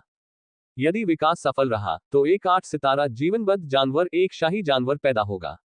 वर्मिलियन बर्ड में शाही जानवरों की संख्या कोई भी अपने हाथों से गिन सकता है। 8 सितारा जानवर के साथ, एक जानवर का मालिक आसानी से थोड़ी प्रतिभा के साथ स्वर्गीय इच्छा के उच्च स्तर तक पहुंच सकता है। यह एक ऐसी शक्ति थी जो आसानी से पूरे राष्ट्र पर हावी हो सकती थी। ये कहा जा सकता है कि गहन मन्ना के एक टुकड़े का मूल्य सेंट बिस्ट वॉरसोल के मूल्य के करीब था, और इसका उपयोग करना और भी आसान था। जबकि सेंट बिस्ट वॉरसोल का उपयोग शक्तिशाली जानवरों को और भी अधिक शक्तिशाली बनाने के लिए किया जाता था, गहन मन्ना जानवर की प्रकृति को बदल सकता था। Ads by PubFuture. अथाह परीक्षणों के दौरान द्वीप झील के मध्य में एक गहन मन्ना का प्रकट होना, इसका क्या अर्थ हो सकता है? स्वर्ग के स्वर्ग ने मन्ना को यहाँ रखा होगा, इसे इसी क्षण प्रकट होने की व्यवस्था की होगी। क्या मन्ना प्राप्त करना परीक्षणों में प्रथम स्थान प्राप्त करने की शर्त है? आखिरकार, भले ही विजेता में योग्यता की कमी हो, मन्ना उसकी भरपाई करने में सक्षम है। ये केवल ली तियानमिंग ही नहीं था, बल्कि हर दूसरे उत्तरजीवी के मन में यही विचार था। हर कोई उस अद्भुत मन्ना को उत्सुकता से देख रहा था, और ऐसा होना भी चाहिए था, क्योंकि यह उनकी किस्मत को पूरी तरह से बदलने के लिए पर्याप्त था। यह एलिसियम से एक अकल्पनीय उपहार था, और वहां मौजूद हर कोई इसे देखते ही गटक गया। जो आखिरी तक खड़ा रहेगा, वह जीतेगा। नहीं, जो मन्ना लेगा, वह जीतेगा। हालांकि ये कहना जितना आसान था, करना उतना ही मुश्किल था। यू लिंगजी ने उत्साहित मुस्कान बिखेरी, क्योंकि वह ठीक उसी द्वीप पर खड़ी थी जहां मन्ना दिखाई दिया था। वह किसी और की तुलना में उसके ज्यादा करीब थी, और ली तियानमिंग के दिव्य पंखों के साथ भी, वह समय पर नहीं पहुंच पाता। बिना किसी हिचकिचाहट के, यू लिंगजी ने झील में गोता लगाया, 3 सांसों के बाद फिर से प्रकट हुई। उसके हाथों में उसकी उंगली के आकार का एक रत्न था, जिसके चारों ओर 9 छोटे छोटे ड्रैगन थे। यह ड्रैकोनिक जल ओबेलिस्क था। उसने एक दिल की धड़कन के बाद इसे छिपा दिया, उसके चेहरे पर अभी भी मुस्कान थी। जैसे ही मन्ना नजरों से ओझल हुआ, झील पर घटना समाप्त हो गई। कोई संकेत नहीं छोड़ा कि वहां कुछ दुनिया को हिला देने वाला दिखाई दिया था। लेकिन ये सभी के लिए स्पष्ट था कि एबिसल ट्रायल्स की ट्रॉफी उसके हाथों में थी। एकमात्र सांत्वना ये थी कि स्वर्गीय पैटर्न बैरियर अभी तक द्वीपों की झील तक नहीं पहुंचा था, जिसका मतलब था कि स्वर्ग के एलिसियम द्वारा परीक्षणों को समाप्त करने से पहले उनके पास मन्ना के लिए प्रतिस्पर्धा करने का मौका था। ड्रैकोनिक वाटर ओबेलिस्क मेरे हाथों में है। क्या कोई इसके लिए मुझसे लड़ना चाहता है? मेरे पास पहले से ही 6 हत्याएं हैं, इसे 10 बनाने में कोई बुराई नहीं है। यू लिंगजी की आवाज स्वर्गीय पैटर्न बैरियर के हर कोने तक पहुंच गई। अब हर शब्दांश से आत्मसंतुष्टि टपक रही थी। जैसा कि अपेक्षित था, गहरा मन्ना छोड़ना बहुत ही लुभावना था, और ली तियानमिंग के पहुंचने से पहले ही अन्य लोग उसके पास पहुंच गए थे। वे एक्वामरीन के 2 भाई थे, और जाहिर तौर पर जिंग क्यू और चेन हाओ जितने ही ताकतवर थे। साथ में, उन्होंने अपने जीवन बद्ध जानवरों के साथ यू लिंगजी को घेर लिया, और द्वीपों की झील के ऊपर एक गर्मागर्म युद्ध छिड़ गया। अफसोस, यू लिंगजी बहुत अधिक शक्तिशाली थी, और कुछ ही मिनटों में 2 सिर उड़ गए। उनके जीवित जानवरों को बर्फीला तूफान ड्रैगन ने टुकड़े टुकड़े कर दिया। छपाक से लाशें झील में गिर गईं, जिससे झील खूनी लाल हो गई। कुछ खून यू लिंगजी के चेहरे पर भी लग गया था, जिससे उसका घूंघट गंदा हो गया था। उसने उसे उतार दिया, जिससे उसका शानदार रूप सामने आया। एकमात्र कमी ये थी कि उसकी आंखें संकीर्ण थीं, जिससे वह काफी निर्दयी लग रही थी। और मुझे 10 तक पहुंचने के लिए 2 और चाहिए। अगर नहीं, तो मैं मन्ना को खुशी खुशी स्वीकार करूंगा, साथ ही स्वर्ग के एलिसियम में स्थान भी। यह एक ऐसी जगह है जो सिर्फ मेरे जैसे लोगों के लिए ही है, और तुम जैसे बेकार लोग इस प्यारे से बैकवाटर में अपना जीवन बर्बाद कर सकते हो। जी चांग ज्ञान, क्या तुम अभी तक मर चुकी हो? मुझे पता है तुम कहीं आसपास ही हो। उसने अपने चेहरे पर मुस्कान और हाथों में 2 तलवारें लिए अपने आसपास के माहौल को देखा। अभी वह एक अजेय युद्ध देवता की तरह दिख रही थी। ली तियानमिंग जानती थी कि एक्वामरीन से उन दोनों को मारने के बाद कोई और सामने आने की हिम्मत नहीं करेगा। ताकत में अंतर स्पष्ट रूप से स्पष्ट था, और मो लिन, जिंग क्यू और चेन हाओ सभी छिप गए थे। लेकिन वह एबिसल ट्रायल को यही खत्म नहीं होने दे सकता था। चूंकि वह जियांग किंगलुआन और म्यू किंग किंग को नहीं ढूंढ पाया था, इसलिए अगर वह खुद को प्रकट करता, तो वे उसे ढूंढ सकते थे। अवरोध लगातार सिकुड़ रहा था, और उसके पास मन्ना के लिए लड़ने के लिए ज्यादा समय नहीं बचा था। और इस प्रकार, उसके पास कार्रवाई का केवल एक ही रास्ता बचा था। वह लड़ेगा और यू लिंगजी से ड्रैकोनिक जल ओबेलिस्क छीन लेगा। Ads by PubFuture. संपर्क टॉस साइट मैप दान करें।